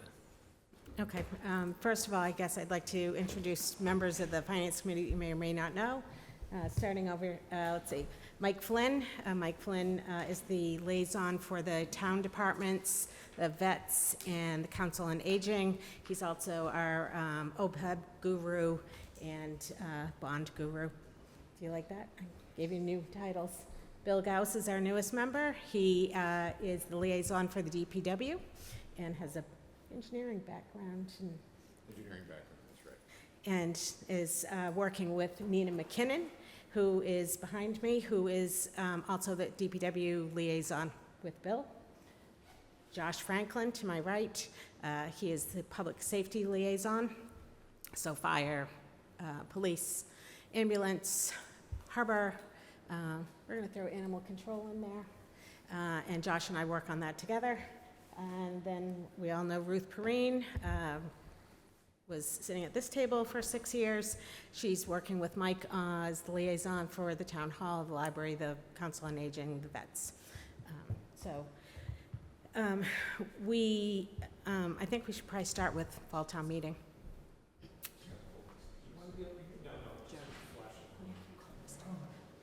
Oh, right. Call the finance committee to order, sorry.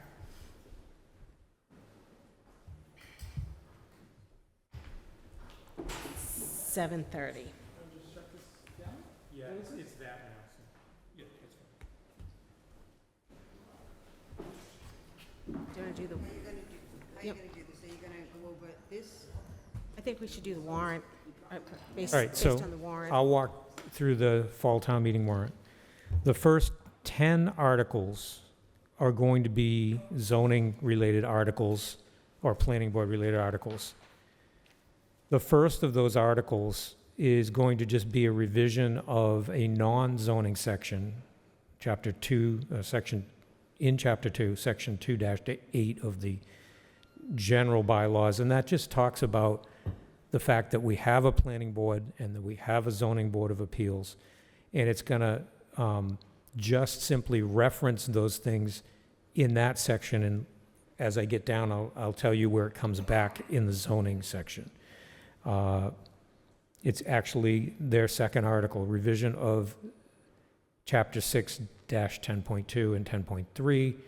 They're going to move those things down from Section 2-8, where they'll leave just a very general introduction into the zoning bylaw.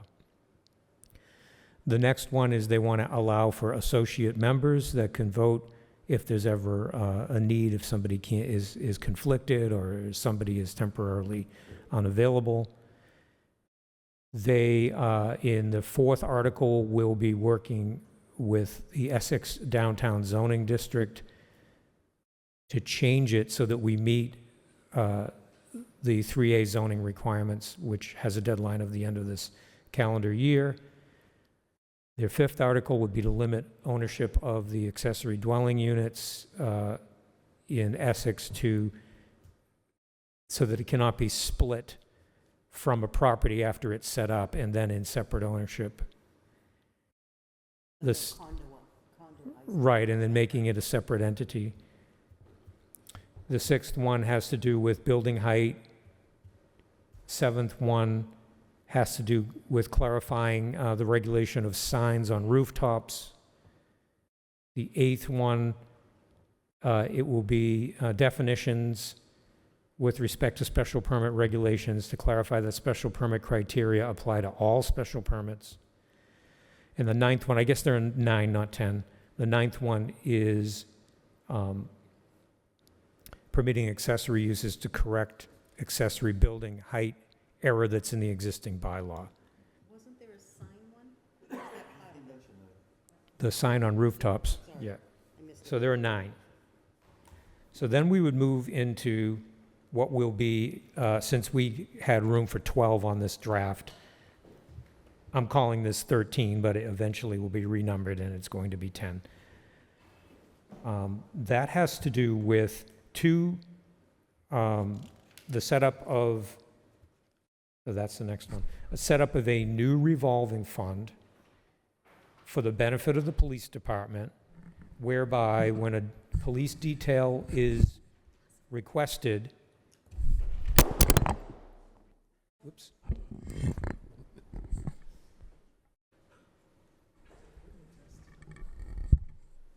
All right. Hello? Still working, I guess.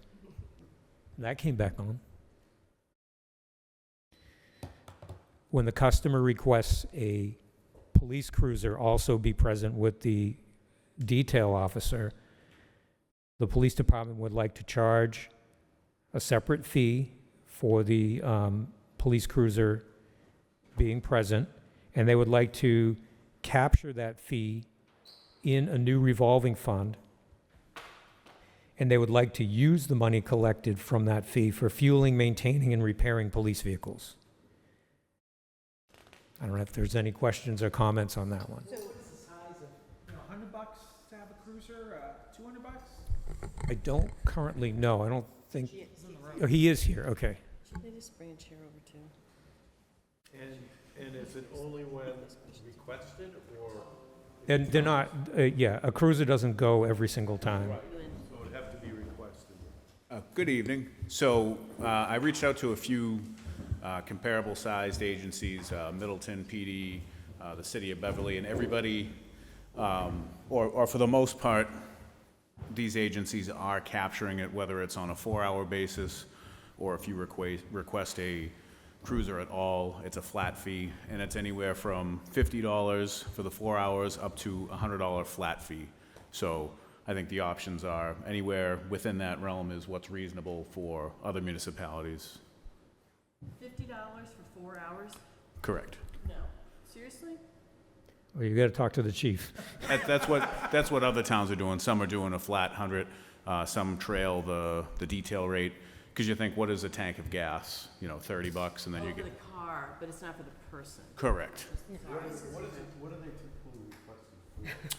So like, if Mass Highway requests a cruiser because it's gonna be moving along a specific area, or some insurance policies for some contractors now there's been so many strikes of equipment that they want a cruiser there with the blue lights, and, because the cruisers have to be ANSI certified with the types of light patterns that they have, and it's just a checkbox for their insurance policy to request a car. So they should be paying for it, in my opinion, because they're using our fuel, our cruiser. We should be able to recapture that as a service to, go back into our budget to maintain that car. And we've sent our cruises in the past, is that correct? Yes. Okay. There's been a significant uptick from contractors requesting it, and that's what prompted hey, let's get with the program like other towns are doing. Do you know what they're charging? That's where the spectrum is anywhere from 50 to 100, so it's, They're charging for the work, though. I mean, they're contracting, they're saying they're gonna have a vehicle there. How much are they asking for that vehicle?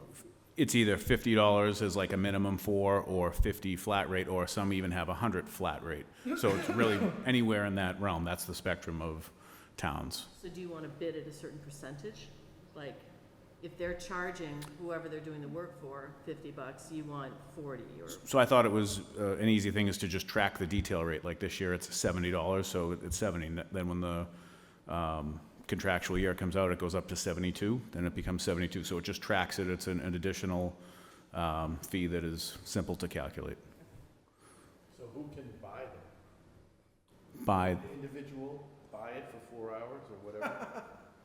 yes, whatever the contractor is, like National Grid might say, hey, we're gonna be doing gas work, cutting across the street, we need a car to block it off, move with us. They'll request it for the, Or somebody was hauling a big boat, somewhere and wanted to have a. so that has happened, and we usually just do it out of the kindness of our heart. Somebody's leaving the corner of Southern Ave going to the Manchester line, we'll escort them down. But they could, in theory, request a police detail for an escort. But this is a little more than that, right? So currently, detail police do sometimes take cruisers out of town. So it's taking our cruiser out of town. It's a cost for that cruiser. We're putting a price tag on it, $50, $100. We're putting it in a revolving fund. Do other towns do a revolving fund? Yeah, that's also mixed. Some, it drops to the general fund, but most wish it would go directly back into like maintenance, because if you're burning down the maintenance or the fuel line, you'd want it to recapture right in there. So- When would you leave town with the town asset?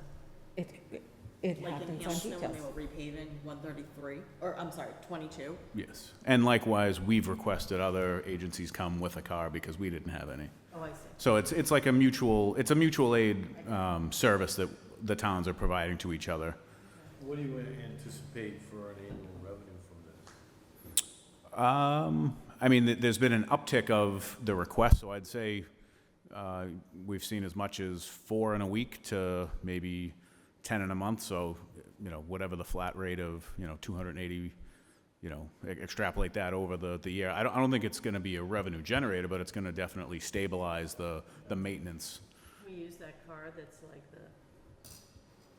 The throwaway car. The last Yeah. car in the fleet on its last leg. So to What's it's gotta have blue lights. So to that point, a few years ago, when they resurfaced John Wise, they requested 2 cruisers follow the paving equipment, and it destroyed 8 tires because of when they were resurfacing, it gummed up, and then Mass Highway had to pay for that, but also, they would have paid for that anyway, but we could have also recaptured more maintenance money had we had this system set in place. But we had 32 tires available to us. We do have an extra cache of tires. So are the lights appropriate on those older cars that you said? Yes, yep. They're fine, okay, great. So how do you pay the bills? I guess my question was, with the revolving fund, is how do you differentiate what you're paying out of that account, and how do you, is it gonna be like a one-to-one, we're gonna go and fill up that car when you bring it back? Because what you need to realize is if this goes in a detail, that car's usually running for the whole detail, 8 hours, whether they're sitting in it, they're not sitting in it, right? They usually have the cruiser running. Yes. So are we only paying expenses that were associated with the details, or do we, I mean, from an accounting perspective, it's a little bit messy. Well, I think if you had one set account that was detail car revenue, and then if, we only would use say the oldest car, if that needs a set of tires, which it wouldn't because we have a whole cache of them, but if you wanted to, They don't fit anymore. yeah, if you needed windshield wipers, oil changes, transmission flush, all that stuff could come out of that one specific line item, as opposed to just routine maintenance. That's what the existing line item is used for. And you don't need town meeting approval, that just happens?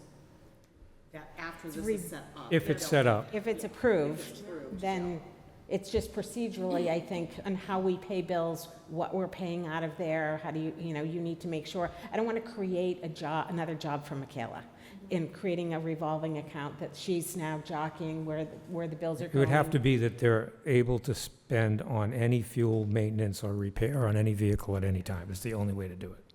But how- Whether or not that came from a car being used on a detail. Right, so how do they know what the balance is? Like, how's Tom going to know what the balance is in the revolving account? Talk to the accountant. Right, I mean, these are just layers on here. Now, Tom, it's not that we're always going to send a cruiser, it's only if they request it. Only if correct? requested, yes. And then, can your officers also, can you get blue lights for them for their own vehicles if they didn't want a cruiser, but they're taking their own vehicle? Can they get blue lights? So the issue with that now is the private vehicle insurance won't cover a job requested for a municipality. And that's actually, you have to check that you won't do that when you request a blue light permit through the registry. Because I think there's been issues of, Yep. well, hey, my private truck got, hit on a detail. Will you buy me a new, 2025 Silverado? And they're going to say, well, you chose to use it, but it was a town job and they wanted it, so then it gets messy there. Same issue with our cruiser, though. If it gets hit on the detail, it's out, so. It is, it's a good way to recapture some of the expenses, because if they need the blue lights, we're not getting any revenue from it, and it's really truly private income that doesn't go to the pension system for the officers who take the details, correct? Unless it's a town job, like the Unless it's a town DPW job. jobs. Yep. All right, and Chief, I have $15,000 max per fiscal year for throughput. You won't go over that? Oh, I don't think so, no. Yeah. So can I just ask, for this article, we're not going to put that money in ahead of time, or are we? No.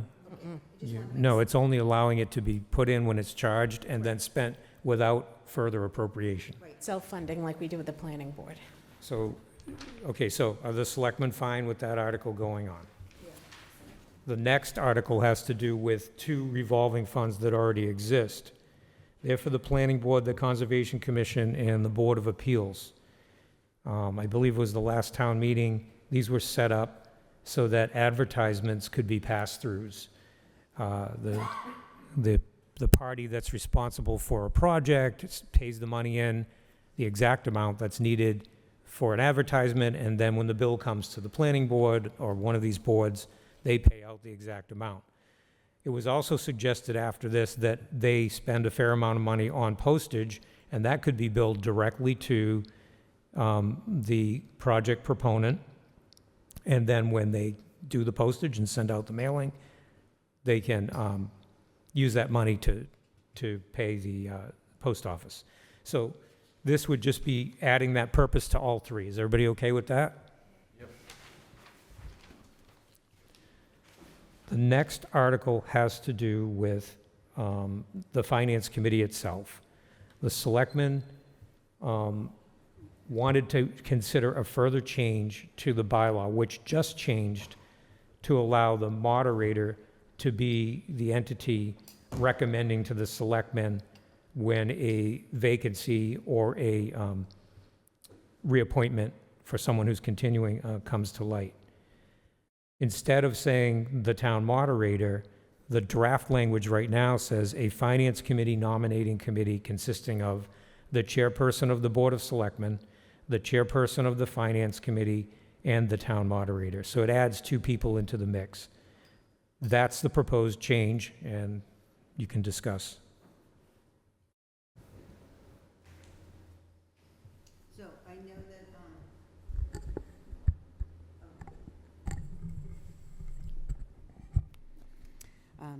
so, Peter, you and I had been in agreement with this being something that we should look at.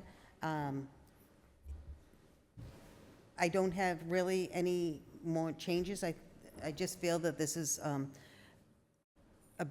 for me personally, it's a better way than having just one person. But any other questions? Comments? I have one clarification, Brendan. The last paragraph, membership of the committee due to a member's death, that I'm assuming is referring to the finance committee, not the nominating committee. That's correct. And, you know, I can put in the word finance because now we're talking about two committees. Yeah, I can put that in there if the board goes forward with this. Madam Chair, may I ask a question? I realize that the article is not for the Finance Committee to discuss. This is a Board of Selectmen's article, but as Selectman Cameron mentioned this evening, when you had two people brought forth for the Affordable Housing Trust, you had Jesse Palm and Janet Carlson, it was quite nice to have two people brought before the Board of Selectmen for the ultimate decision to be made through your board. I'm wondering if maybe language should go in there that is similar language that we have for the school as well as the DPW, which says that it's preferred for two candidates to be brought forward to the Board of Selectmen for consideration. And that way, even though you're talking about three people meeting with the candidates, it actually gives you yet another level of, transparency to have two applicants with two resumes and to see what the criteria is, and then you could vet them that way. So it gives you just another layer. So in addition to? As part of your language, potentially, but that's for the board to discuss. Yeah, and I guess that I was thinking back and forth about that because I guess that if we have these three, because who knows who these three are going to be in the future. You could be the moderator sometime. So I guess that would we need to bring to the Board of Selectmen if a committee has voted on it? If we were just having the moderator provide an option, I would say yes, then it would be, let's scratch this and put the two. There's one other confounding factor. You would have to almost bifurcate this to say, if it's somebody that's being reappointed, perhaps you only want the option for one person, because let's say they've served and they served well, do you automatically, and maybe you do you automatically introduce someone else to compete against them? Whereas if there's a pure vacancy, you bring the two forward. That's a possibility as well. Or you could just leave it the way it is. I tend to agree with Alva that we have a committee that's going to weed that out and then recommend to the Board of Selectmen. So I think that that's probably enough scrutiny and that you don't need to have us view a couple of options. Well, you're still the appointing board. What? You're still the appointing board. So Right, they're right. bringing you, so you only want them to bring one. Yeah. And the board could say no, and then that would Right, and send then the you have process to go back back. again. Yeah. Right. So for the selectmen, at least a majority of the board wants to continue to carry this the way it's written. I do, yes. All right, so at least a majority does. The next article is also about the Finance Committee. And It's the addition of a potential new paragraph at the end of the bylaw. The proposed language is, the Finance Committee must include in its public meeting postings the details that will allow any person to attend a meeting remotely, the minimum standard for which shall be the ability to join a conference telephone line for audio-only attendance. The Finance Committee shall use best efforts to make the stated remote attendance option operational on the posted meeting date at the posted time. However, bona fide technological problems with maintaining that option during the meeting shall not be grounds for the Finance Committee to have to repeat any business or to have to adjourn the meeting. You don't even need to have this article if you just did it. Did what? Broadcast your meeting, have a Zoom meeting like the planning board does. You don't even need this article. If we had a clerk to be able to handle the Zoom and handle all the technical aspects of that, but we don't. It doesn't have to be a Zoom, it can be somebody's phone, right? Yeah, you're just saying an open, this is just saying It could be an open phone line. An open phone line, yeah. I think, if I can, the open phone line, we know as people who called in, is not adequate. If we're gonna do this, let's do it where we try to be technically up to date. So I don't know if it's a Zoom, I don't know if it's borrowing the OWL, I know there's 2 or 3 floating around. I do know that we are one of the few finance committees that do not have a link, but if we're going to do it, I would like to think we're doing it in a professional manner. The phone is not, it's not fair to the person with the phone, because then that's reportable. Yeah, well, it's also then reportable, so that then if some person's like, oh, I want to see the phone, that goes into the open meeting law. Nina, we Yeah. can use what's called the Polycom that we have, that we use. We would need a new one. That's a copper line technology. Oh, it's not working anymore? Not without me doing backflips before their meeting, no. And it has Can't- to be able to be something that just works. So we can't just flip the switch on the fax machine to make the Polycom work? If somebody from Finance Committee wants to get into the Selectmen's meeting, Selectmen's office, to switch the plug from the fax machine Right. into the Polycom. Right. And then have it broadcast, and then make sure the phone line is working, I don't think that's a good idea. Well, I forgot that That's I my used to technology. actually be That's able my to do that. technology. so- But we're in I mean, I don't know anybody who works in the professional world who does not use Zoom daily. So I don't understand why. Zoom, because you have to pay for it at a certain point, so that's. You could use free conference, which is what we use right here. Yeah, that's fine. I just would say, the phone to me is sort of a half-blank effort to meet it. I have no problem with the As idea. a committee, I would love for you to consider this as, It's professional. I don't know why we need to have an article to ask for something that is very basic.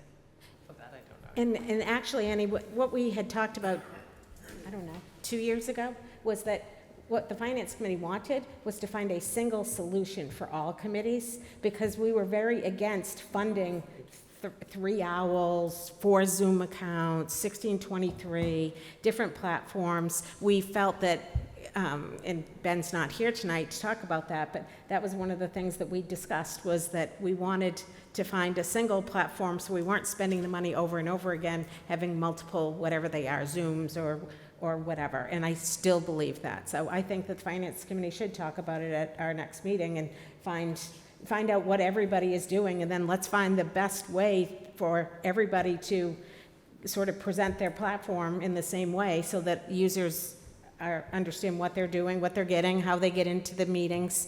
And again, not everybody has a clerk, not everybody is running a Zoom call, while they're trying to do the work, the other work. So I think, So given the comment that Annie made, does the board feel that this is something, and given the comment that was made by Madam Chair, does the board feel that you still want to have this article on the fall town meeting warrant? Until there's a solution, I want this on there. And how about the language, which had the minimum of an audio only?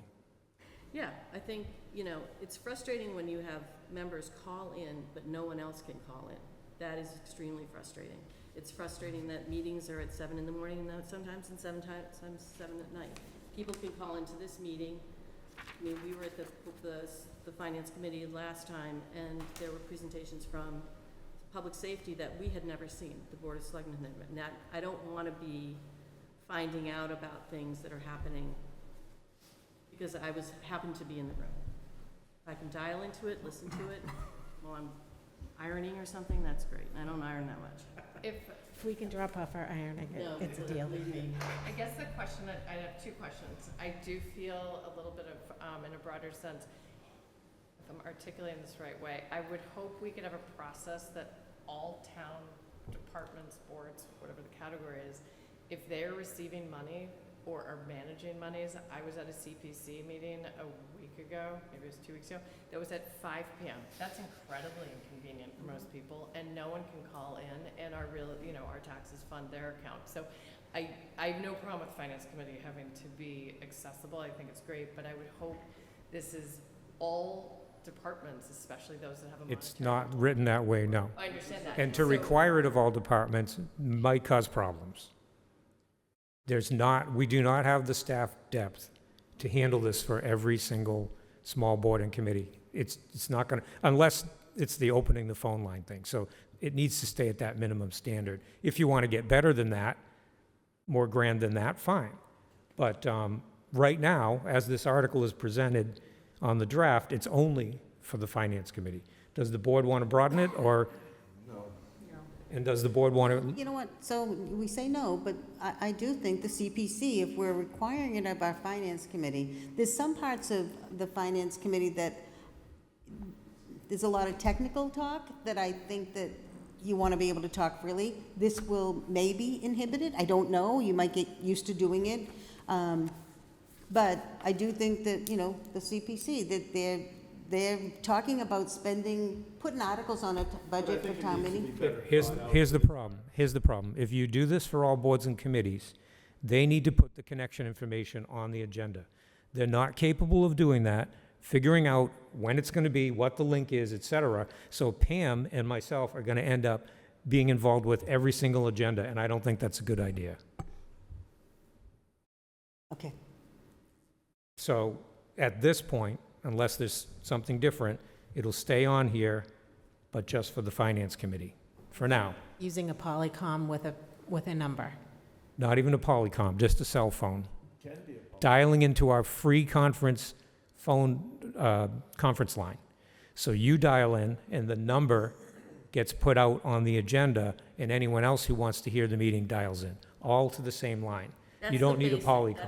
That's the lowest bar. At least that, but it could be a Zoom. But it's somebody's personal cell phone who's dialing into No, it's a town, it's called it's the free WebEx. Well, the cell phone itself, though, we don't supply a cell phone. It would have to be somebody's personal cell phone. Right, but it's the same line that we always do, the select. Right, and nobody would see the phone number. That's not how it works. No, I'm just saying, if it's, like when we have to have somebody dial in, I throw my phone on the table, and That's so, it. I have to throw my phone on the table. You might have to move it dial into around the as people talk. WebEx, right, and handle it. I mean, You could do an owl, or you could do a Zoom if you wanted. Doesn't Or you could get a Polycom that was right. well, Let's leave it like, internet why don't we enabled. leave it as is, basic, and I think we need to. Chief, don't go explore- away for good. He has an I appointment. know. Because he's up on the next article. Can you share the free conference information? I mean, that's Soviet-era technology, but It's right there. Chief Shamshak has an 8:30 appointment. Can we do any police article so Yeah. we can let him go? So Article 17 is an article that would increase the mooring fees that are in the bylaw. So it would say the fee for a mooring permit, right now it says, is $6 per foot. Do you have a number? We didn't finalize that. We were going to meet with the board Okay. collaboratively to. But you'll be able to give me that information prior, okay. Then it will, parking it. Probably the minimum will be 100, and then, What? no, so then it's, it says with a minimum total fee of 90, you're going to give me a new number. so it would really only be going up 10 on the minimum, and then the Is the 100 a good number? 100 for the base is a good Yeah. number, and then we were Then it trying to get. says, the fee for being maintained on the waiting list for a mooring permit is, it says 10 right now. Right, probably 12 to 15. Why not 25? Well, you have to set fees in relation to the cost that the town actually outputs. 15 is good. We're buying software for this. Transient mooring. So The fee for- it's not going up much. Not much, no, it hasn't moved in at least 15 or 20 years, yeah. The fee for a temporary mooring permit said 10, so that would be 15. Yes. And then the fee for a transient mooring permit says 25 right now per day. Still at 25, and we're going to meet with a couple other towns to see what they're basing theirs off of. So that Okay. we're, With respect to having any other articles for the chief of police? The Harbor, well, harbor boat grant match, Yep. Article 21. Yep, Article 21. And right now it says, sum of money for a local match for a state or federal grant for a new fully equipped boat for the Harbor Master Department. And then it allows the Board of Selectmen to dispose of the old boat by sale or trade. Right now, we're thinking that even if you get the grant, we're talking about $95,000 that we need as a match. could be as much as that, yes. And we could use $50,000 from the Waterways Fund, but I don't think that's a good idea. And the reason is, if we're going to convert the spending on the harbor budget over to the Waterways Fund in FY '27, it can't be at zero. We have to have some money in it. Because we want to do two things. We want to convert drawing the money out of the Waterways Fund, but also the money is supposed to be going into the Waterways Fund in the first place, and it hasn't been going into it. So it is a lot of moving parts at once, and the hope is, if we got this new software up and running this fall/winter, we could capture all of the new mooring fees that are readjusted on the new software, have that route them all into the Waterways Fund, and then when we are actually Right. budgeting next year, we would have a new But I sum. wouldn't tap out the Waterways Fund with the boat match. I would use either the free cash or sale of real estate fund, because that could be used for capital need. And we haven't heard anything back on the grant, whether they're reviewing it, if we got it, if we And it didn't may get it. be nothing at all to worry about. Well, yeah, but if we don't get, we might hear back and we don't get it. Do we want to have something in here to buy a boat? You certainly can tee that up. I mean, You're not what ready will for that, right? 95,000 buy you? Anything A valuable? dinghy. Not much, yeah. No, but I thought that Andrew said that, We applied for it. We that applied there for was the grant. something between 100 and 200 that would be sufficient should the grant not come through. We could build out a boat, but we weren't. The only reason the grant came up in the first place was to avoid putting money into the old boat. So Well, why don't I just put "or to purchase," and it'll be in there, but you won't have to use it. You don't have to use it either way. You get the grant, you won't use it, or if you don't get the grant, but we don't have the money, you won't use it. Still don't use it, yeah. So I'll just tweak this language. Let's see, did we have a cruiser on this one? 23, 70,000. So in accordance with your plan, are you still looking for a cruiser, or are you looking for the spring? Yeah, I would say as long as we had the money in an envelope that we don't buy right away, because we're still trying to stagger the But you want mileage. it brought up at the meeting? Brought up at the meeting, Yeah. yes. Let's see. Do you want it on the fall town meeting? Yes. Finance, And the purpose is so that you don't have to then go to a town meeting if you actually If, have it. if written we down. actually have to, yes. Can we talk about the 23. politics of 23. this? I mean, you've got a new from this year, right? You've got one that you've got, that you can just, make the call and they'll build it. I just want to think about politically, is this a good time to ask for that? Or is it better to wait? How many asks within a year on cars? Like, how distracting would this conversation be to other things that are more, you know what I'm saying? Like, how do you want to talk about what you're asking for in context of the entire whole meeting? That's kind of what I, So, we did a recap of this at the last Finance Committee meeting, and we went around and around for probably 20 minutes about what we should do. So basically, and jump in here, Tom. So basically, we're sitting on a Durango with 96,000 miles, 2021. We're sitting on a 2018 Charger with 71,500 on it. We've got the new pickup and a new Explorer, and then we've got 2021 with 76,000 miles. Basically, in order to stagger your vehicles, so we said, well, should we put the money in stabilization, where we move money every year and put things in stabilization, or should we try and fund the cruiser? The issue with putting it stabilization is he can't do anything about it. So it has to go all the way to Maytown meeting, and he then can't stagger the vehicles if there's an opportunity.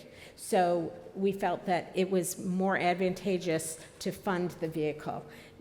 Fleet maintenance wasn't a strong suit prior to this, and we really need to not be in this position again. And we were in a really bad position where there were evenings where we had one vehicle. Yeah, And two people. So I agree with you. We talked about the politics of it. Because of the state of the fleet, we were backed into a corner, and I think that this steps us out of that corner and gets us into a new fleet plan.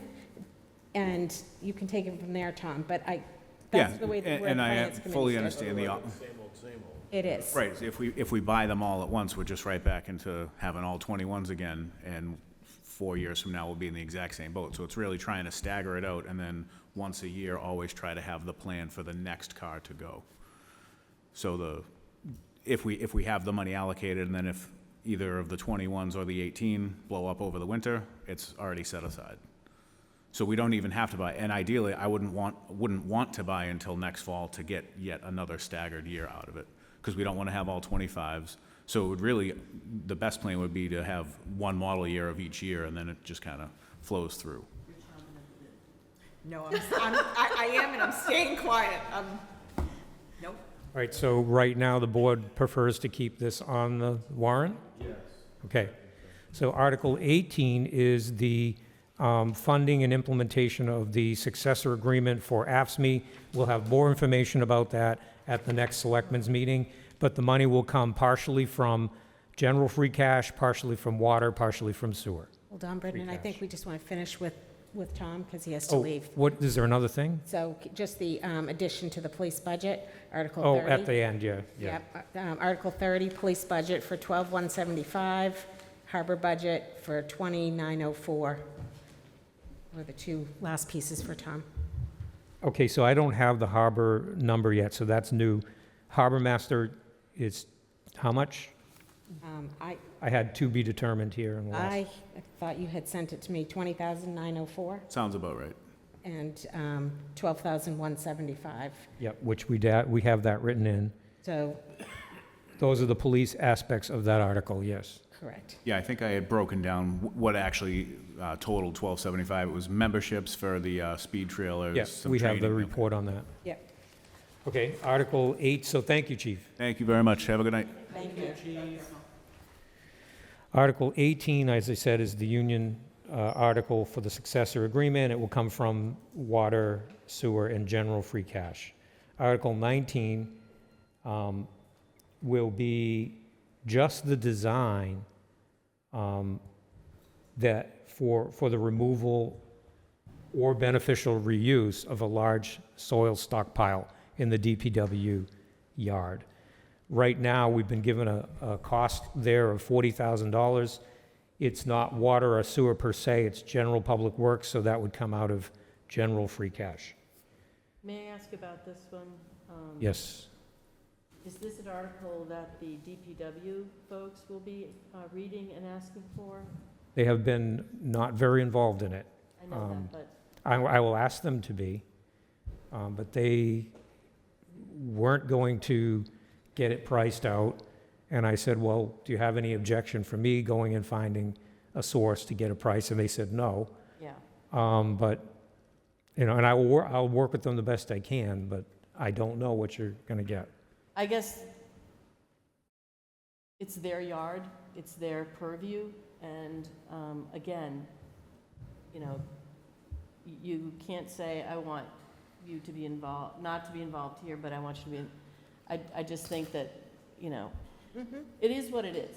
Like, it's one of these bills you get, Could lands be in your either lap. a DPW employee or the board. Pardon? It could be the DPW commission, that one of them Superintendent could. or the board, Yes, right. I would think, I would like them to bring this forward because they speak that language. Yeah. Yeah. And they Thank should have to answer those questions. Yeah, I mean, what, I don't want How to did get it into get there? that, but Yeah. yeah.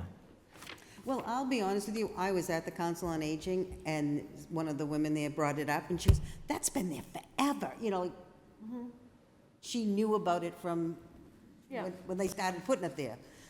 So I think it, depends on who you're asking, who would ask, who would know about it and not know about it. Article 20 is from general free cash. Last year, the selectmen committed, so long as we got state earmark to match it, and a match from the town of Hamilton, that for 2 years, this would be the second year, 15,000 going toward studying Tobacco Lake. Now, do we have to do this second vote?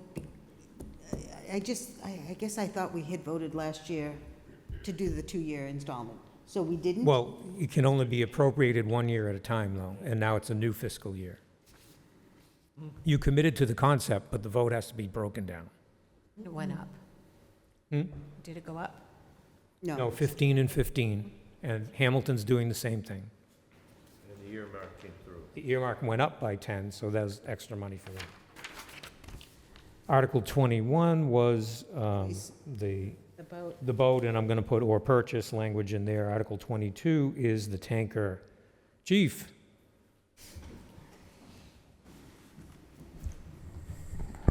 So earlier today, the chief sent around a note saying that even though the full-time fire personnel, one firefighter, is not being asked for by the fire department until the spring, and we'll talk about what comes along with that, the fire department would still like to have the town consider the tanker at the fall town meeting.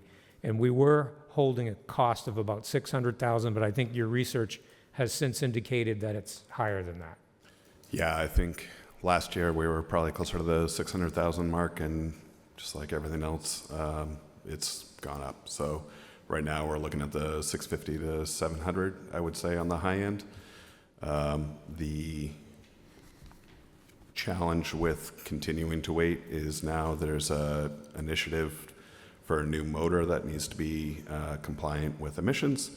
And if we get stuck with the build plans being out as far as they are, we have a pretty small window actually before we get stuck with that new motor, which adds anywhere from $50,000 to $75,000 to the cost. And the other side of that is we have a new motor that is kind of untested, where the motors that are out there right now are a little bit, or engines I should say, are a little more tested. So with respect to how you would fund this, we know that when we get our free cash certified, there isn't going to be $700,000 in it amongst all the other things to purchase this tanker. There's a couple of ways to do it. If you want to avoid finance charges, which would be a lease purchase, you could take this money out of the sale of real estate fund because it's a capital purchase that qualifies for borrowing for 5 years or more. You could also do a lease purchase for, say, 10 years, but you would have an annual cost of $100,000 plus the debt service. So, for discussion. Can you guys speak to a little bit of that lease versus all-out purchase kind of thing? So we had this discussion at the table, and I said, maybe this is something that we could help to even out the debt schedule with, and Mike said, there is a cost to borrowing, there is a cost to leasing, and it is a death of 1,000 cuts. So something like a school where you don't have those funds, this is a material, you need to do the calculation, but it is a material addition to price. So again, you have to weigh that, and less debt is better on the overall cash flow of the town. We see in the federal basis, we'll have a significant portion of our interest, just our tax base going to interest. That's not a situation you want to progress to, in my opinion. So what about the Greg Fetter spiel, go for small overrides of 3 years for these kinds of expenses? Say that again, Annie, I'm sorry. It was like, we should, we're looking at doing small borrowings for 3 years or 4 years or things like that. What are your thoughts on that? Well, that was in the context of a different discussion. They had the cash to fund things like the small pieces like that. As far as doing small overrides every year, again. Not every year. every third year. When you need it, no, when you need it for a physical thing, like a capital. Yeah, so that's called a capital exclusion, and that generally happens where the money is collected all in one fiscal year. If you were going to finance a piece of equipment, you would just lease purchase it. You wouldn't go out to the bond market for it. So yeah, right, this is, some states have these funds, you can go to for these small purchases.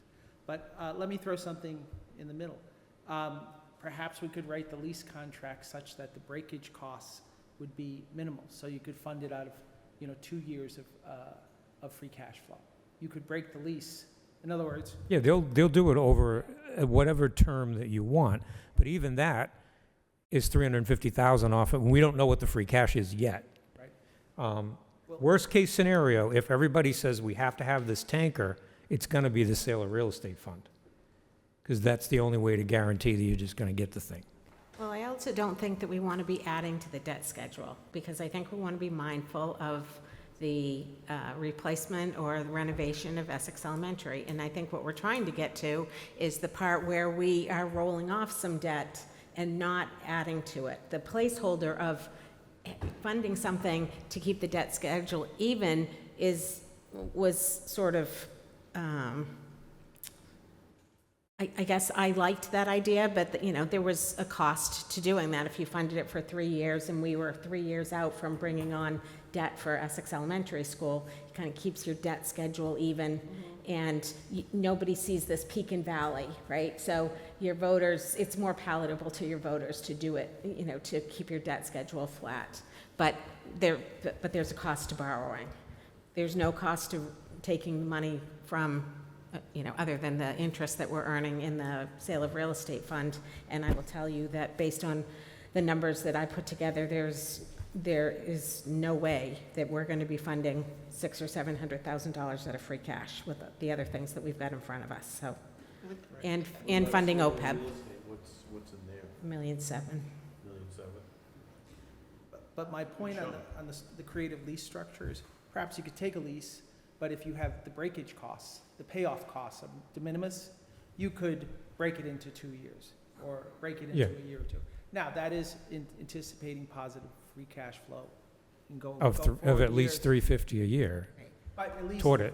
at least you're not borrowing for the full term. You're not carrying. But it's like, right now, it's like paying off a home. Right, and right now, because we, remember, how it's actually gonna be funded is a function of what we read in the motion on town meeting night.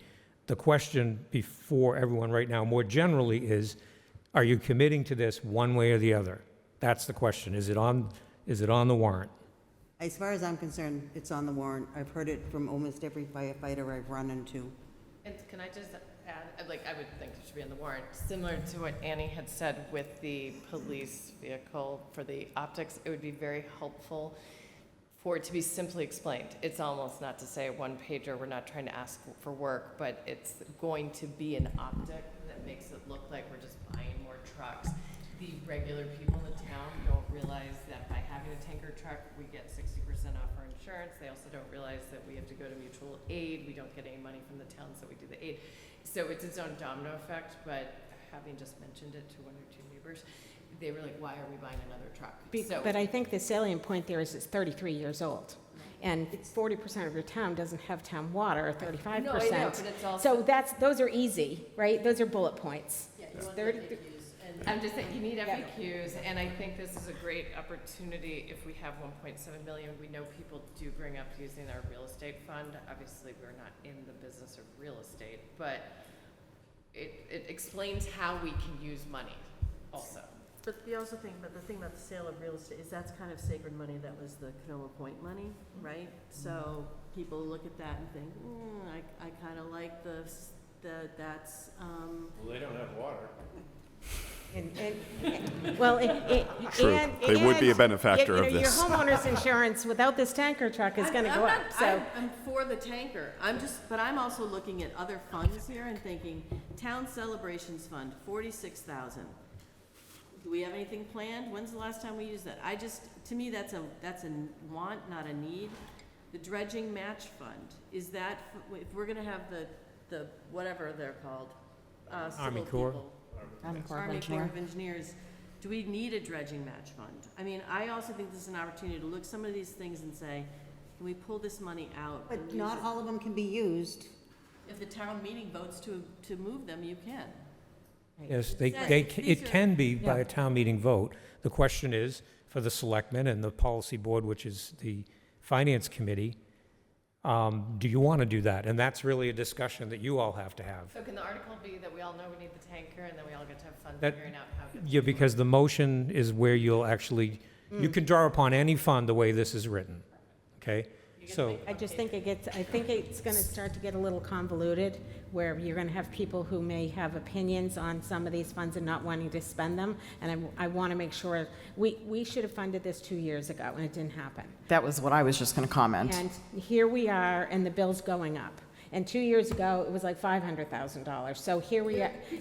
No, I know, but all I'm saying is, so I think we need to make the smoothest path possible to make sure we get this over the finish line. So do you need to, can you say, I want to take the money from sale of real estate, but then I want to, in a separate article, you say, I want to take the town not that one, because Yeah. we need more technology rather than less. You can fund That's it a whole from different fight. three different sources. it's not a separate article, it's in the motion, you name several funding sources. So could it be, No. Alice, we'll take from the town celebration fund, we'll take from other, once we've able And to replenish- identify. yeah. And if we are falling short, then we are able to go to the real estate fund.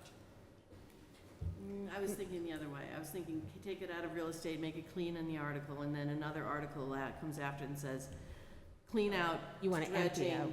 and just move those into real estate. Or you could just list those things, it's easier to just list what you actually want to do from each of those funds one time in one motion.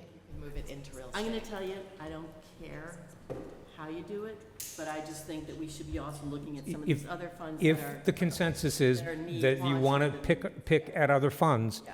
just do it all in one motion, and you say, I want 10,000 from this, I want 300,000 from that, and it's all in one motion.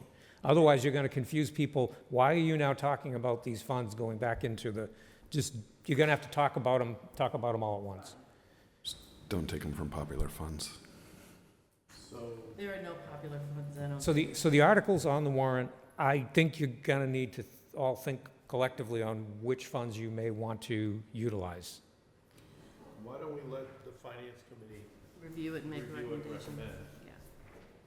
But I do want to just say, regarding the dredging, is, I know that we talked about continue to put into that, so that for the future, we have funds to Right, help exactly. I mean, all offset. the funds were established for a We don't reason, know you know?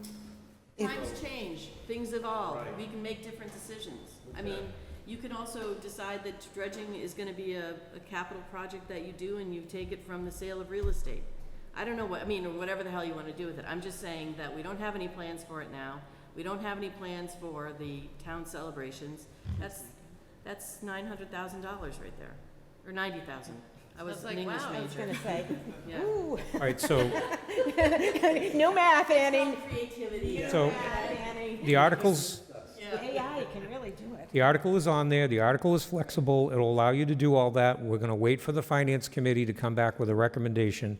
Now, before we leave the fire topic, the other part of the fire chief's request was whether or not the selectmen wanted to commit, at least conceptually, that in the spring, one full-time employee will be added to the fire department.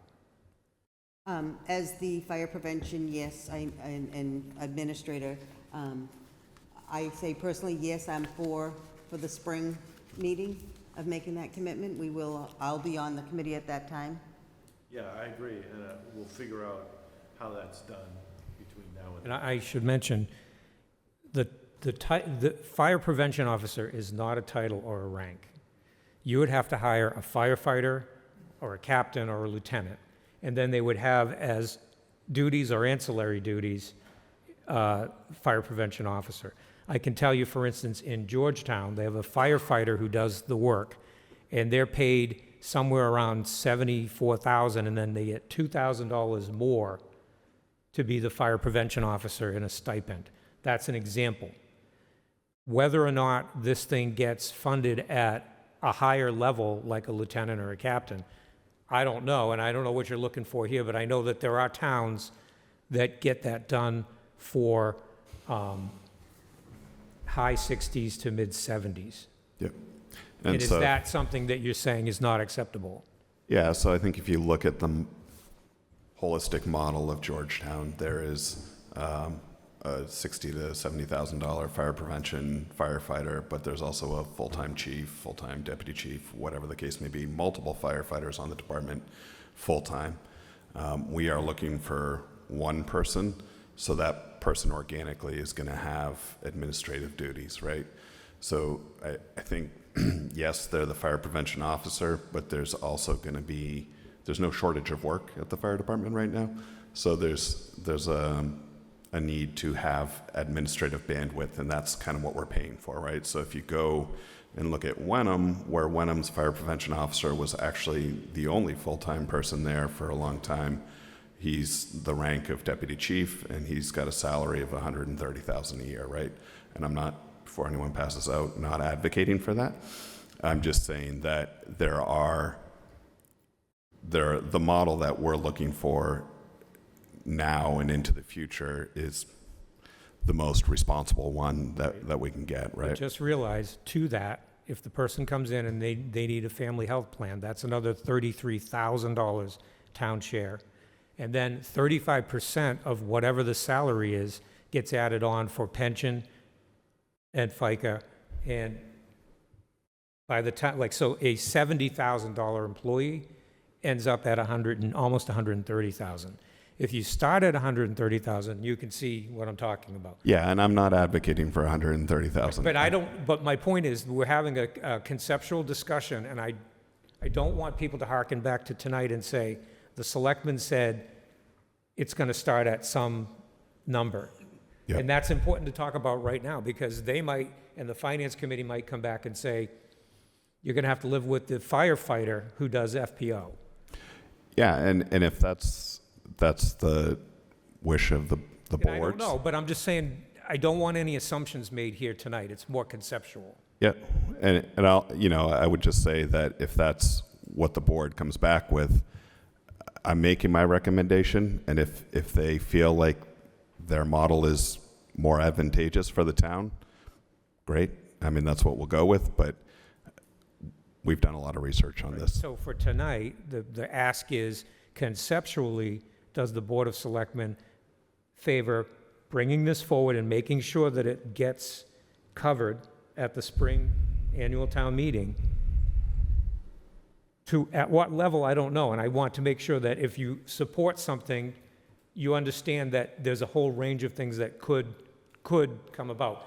Perhaps the lower end is not as advantageous, but it may also not be possible to go much higher, given our budget constraints. So I'll leave it to the board to discuss. I've said my piece. I know that we need this position. I've heard that we needed it 10 years ago. I think having basically he's doing part-time work as the chief, and he needs assistance. So I'm for it. I'll let the others talk. Yeah, I am in agreement, but as Brendan said, we don't know what it's gonna look like. So, I mean, there's a lot of work that needs to be done between now and then, and where it ends up is where it ends up.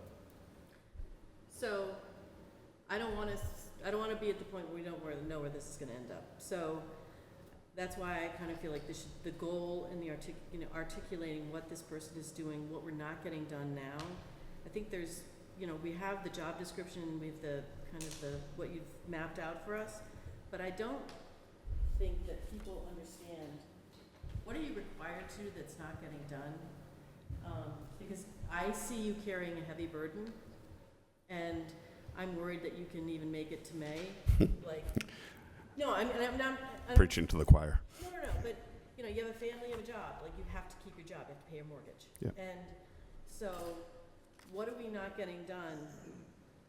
Or what is the sacrifice to you?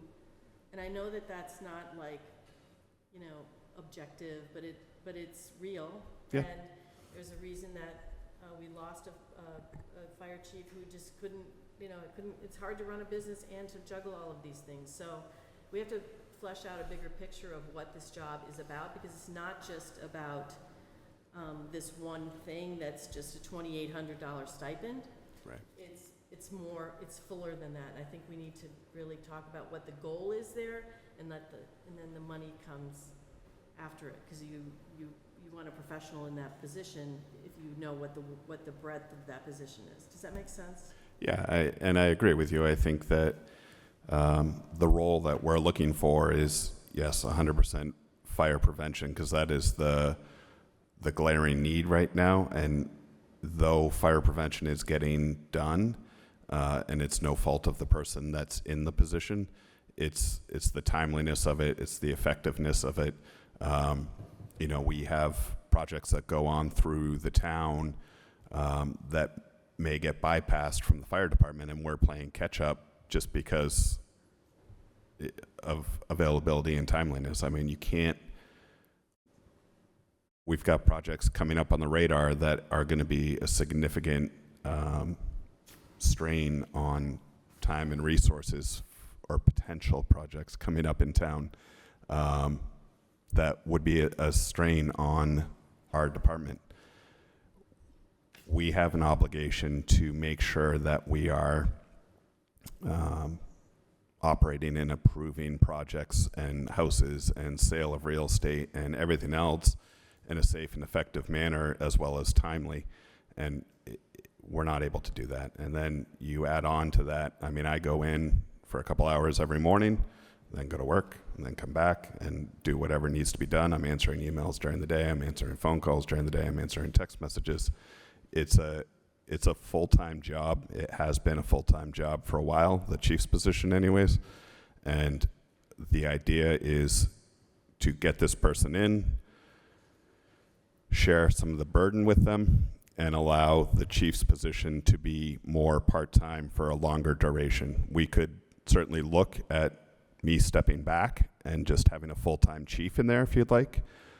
That would be significantly more dollars, but I tried to present an option that was lower cost and just as effective, because I like my position and I like being part of the town, and I like forming the direction of the department, and I think we're really moving in a great direction. So this was the most economical and sustainable option that I could come up with.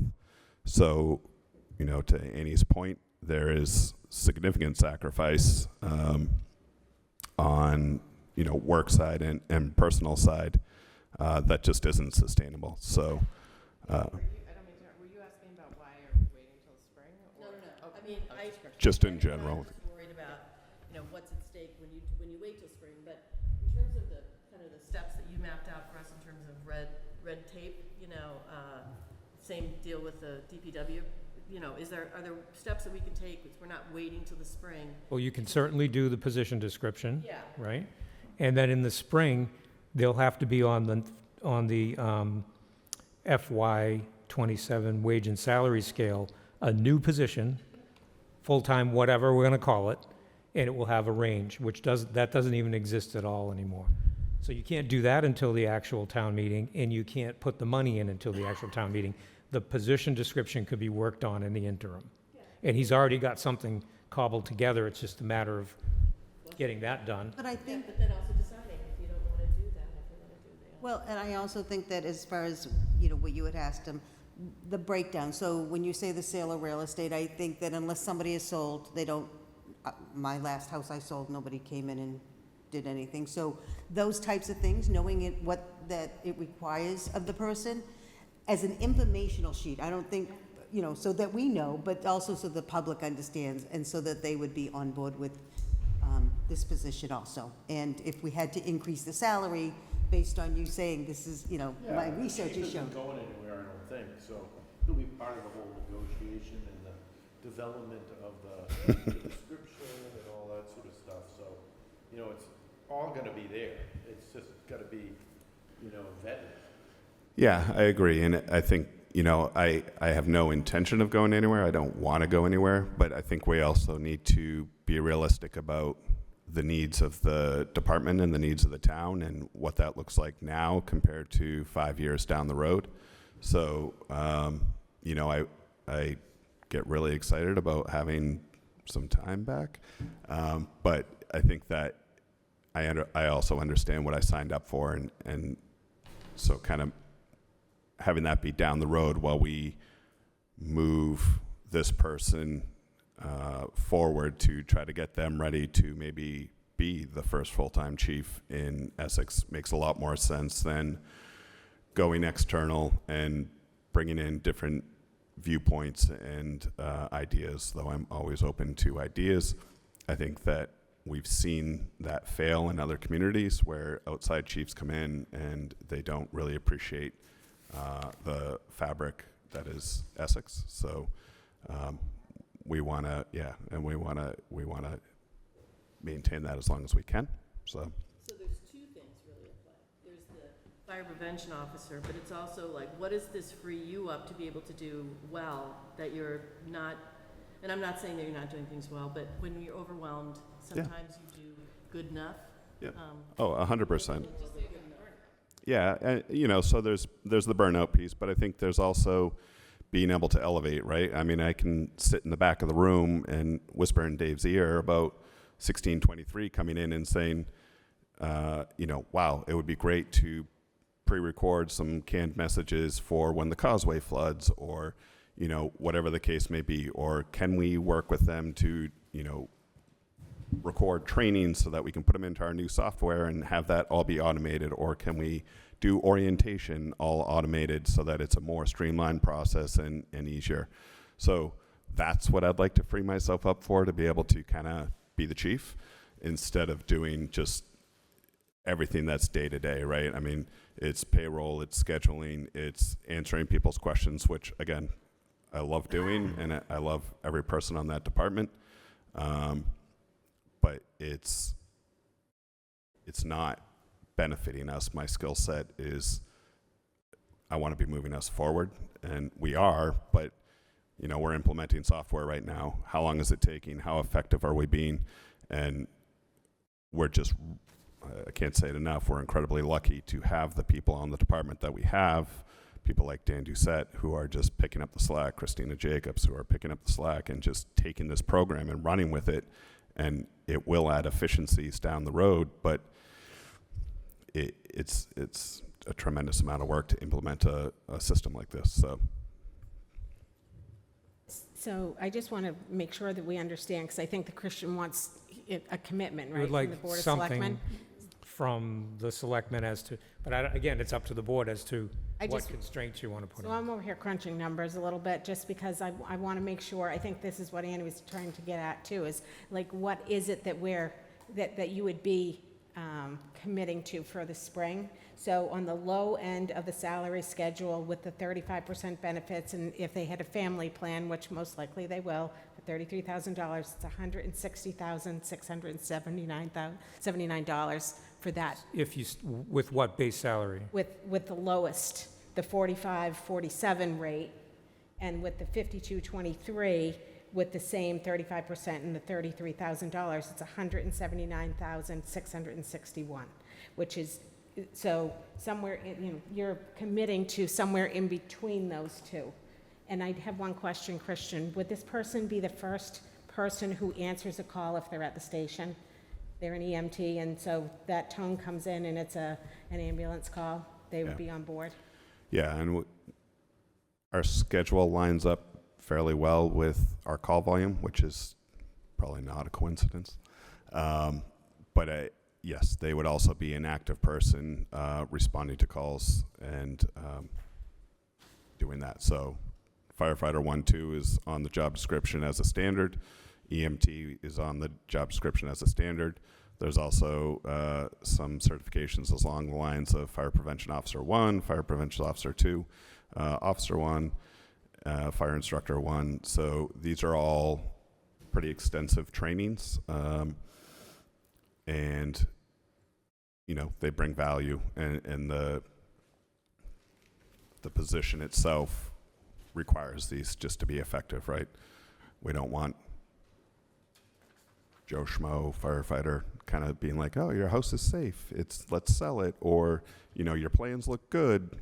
Don't worry about the stairs that aren't there, whatever the case may be. So. Would it be possible to what almost Annie had asked for the administrative, just when you said payroll, for instance, to understand any of the administrative tasks that a non-firewoman, fireman, or whatever the training has to be could do?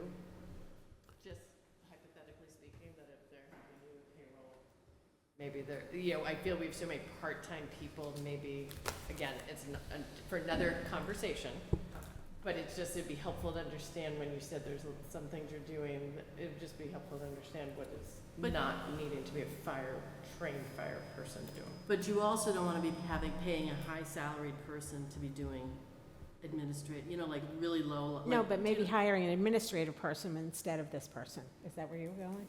It would be helpful to understand, because Okay. I guess my idea is knowing that some departments seem to have part-time help, some departments have none, and we're all volunteer. If there's certain tasks that are administrative that, like, I could help with. Yeah. I do not know how to do anything as a fire person. Maybe, there's a way that we start thinking big picture if we're trying to modernize our town. But the fire department and the police department share an administrative person right now. The police department gets that person 30 hours a week, the fire department gets them 10 hours a week. And so they do have administrative help. So things like payroll or things like that are outsourced to that particular person that's dedicated for 10 hours a week, and it comes out of the fire budget. So they do have that. He's not going to task the fire prevention officer at X amount of money to do the job of somebody that's not making the same. But one of my questions for you is that if you have the fire prevention officer working a full-time schedule, you currently staff the department Monday through Sunday with 2 8-hour shifts. You will, in theory, pull back one of those to help defray the cost of the fire prevention officer. So some of that salary will be absorbed by that one position, correct? You're not looking at that full-time person plus 2. You're looking at that full-time person plus 1. Correct. So there is some, not cost savings, but some accounting. So there's some numbers shuffling there where you're going to, in theory, save money because you're going to take that 8 hours of the person at $32 an hour times 8 hours in a day, and you're going to remove them, but it's going to go into that other salary. So it's not 100% there. So if you took your 8-hour shifts, 4 days a week, 52, that's 53, 248.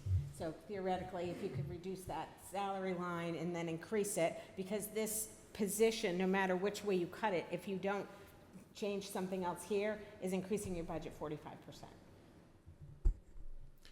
I mean, In just the fire budget.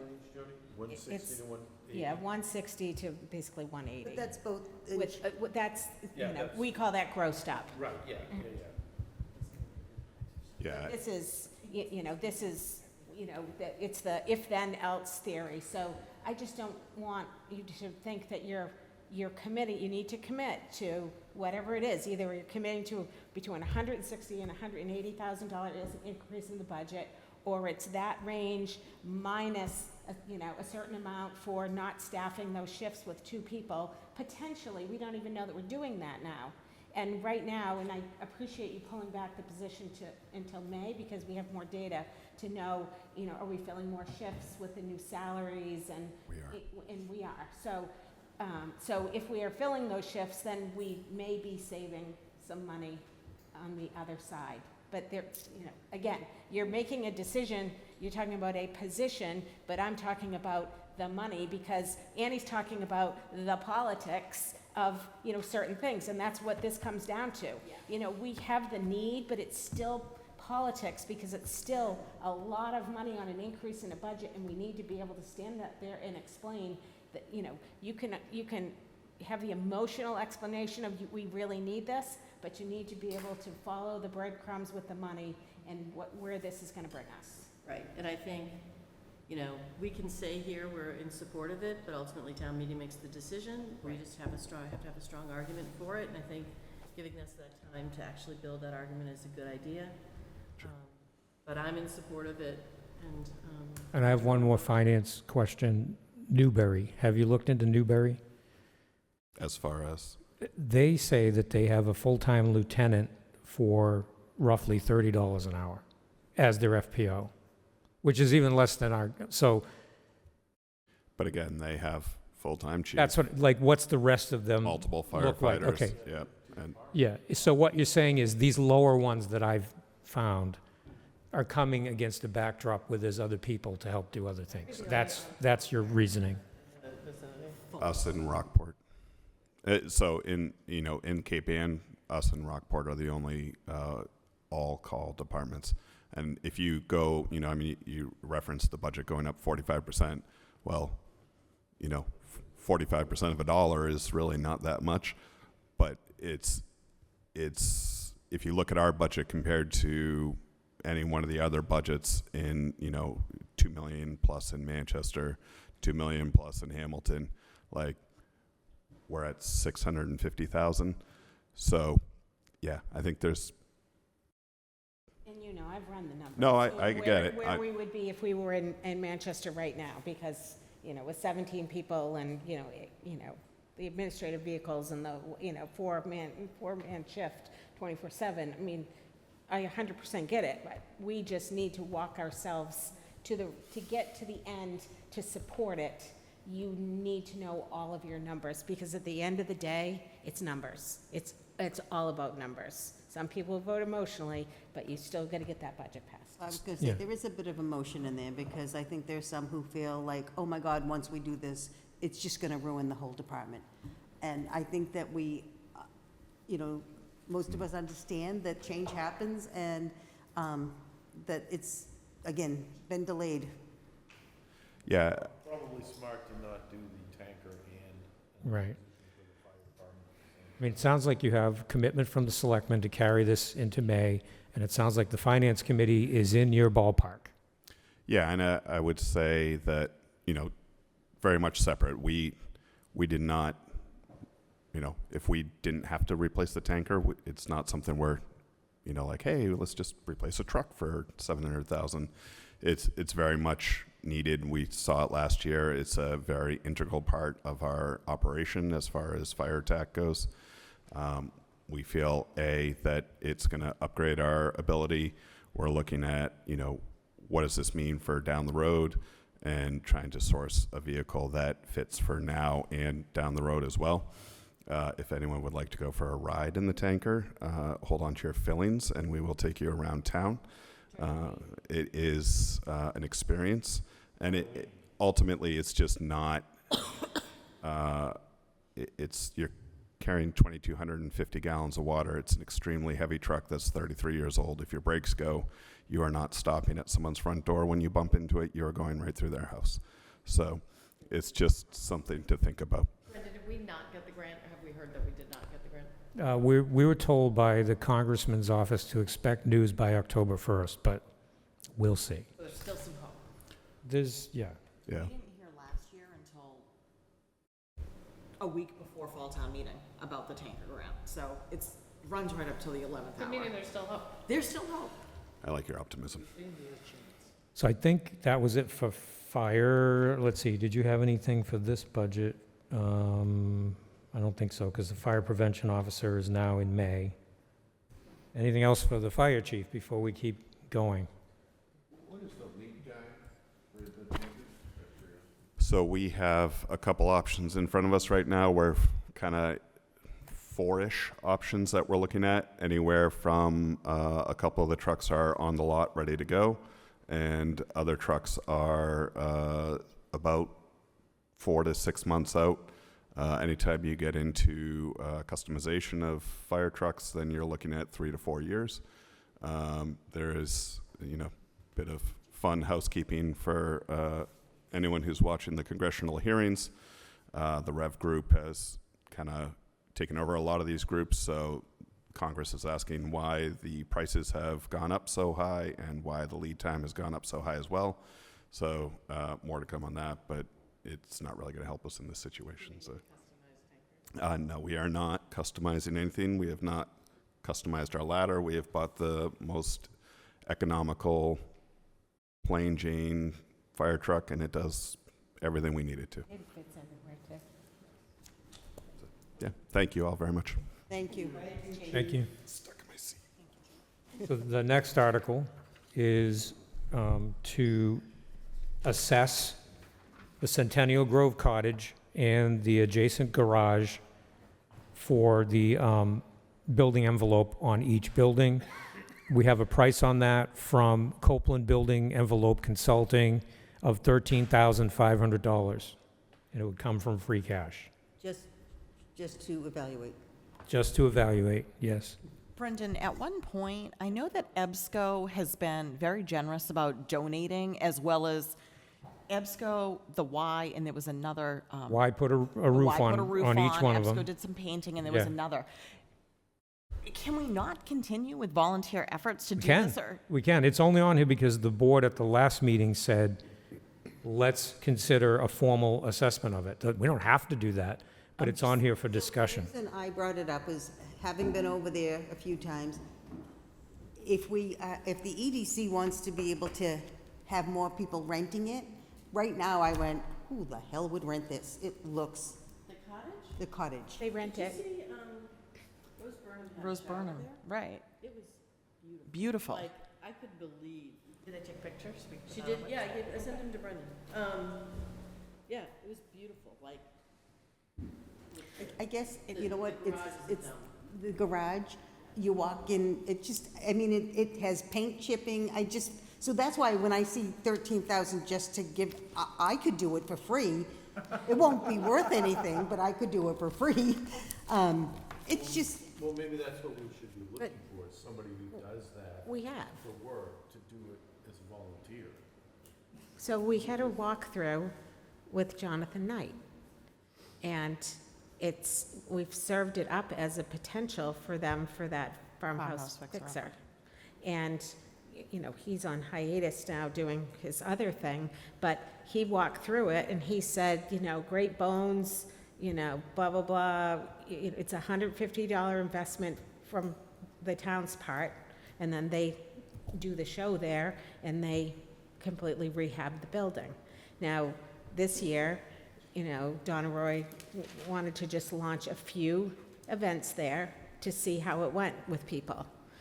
And I don't think that we're full bore that we need to go in and spend a bunch of money on this place at this moment, because I don't think we're there. I'm not looking at 13,000 just for somebody to say, yes, you need paint and you may need to fix this. No, we need to Siding? finish the pavilion, we need to finish the bathrooms, we need to get the lighting up there. I think we need to finish that project before we, All right, so it's coming off, yes? I'm okay with coming off. The next article is whether or not, we've been talking about these special funds that we put money away for different purposes. Has the Finance Committee discussed whether you're going to recommend putting any more money into these funds this fall? the only thing that we discussed was that we would just do the annual funding unless you had a recommendation that things like dredging didn't need the money. So the annual amount has generally been $20,000. Across the board. But that's $240,000. We kept it as a placeholder, knowing that it was a place that we could go for money. But at the amount of money that we're looking at here, that, you know, even if you cut back $100,000, it's not going to meet your needs. It's not going to buy you a tanker. Right. But do you want the article on there? It could be indefinitely postponed. It could also be very selective that the motion only puts money into one of the funds. And we did that last year. Yeah. We didn't fund everything. So we will So we'll discuss leave that. exactly. Yep.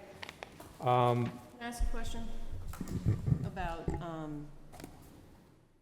it's not E&D, it's free cash. Free cash. But the free cash, when you go on the whatever that site is, DLS, includes the money from like the stabilization. So what is the balance between what we spent last year and what we taxed? Like, what is that dollar that's going into? What you taxed, it doesn't come, that doesn't tie out. No, whatever you brought in for revenue versus what you spent at the end. Oh, of okay, all what is that- revenue. What is that dollar amount? You mean what's remaining?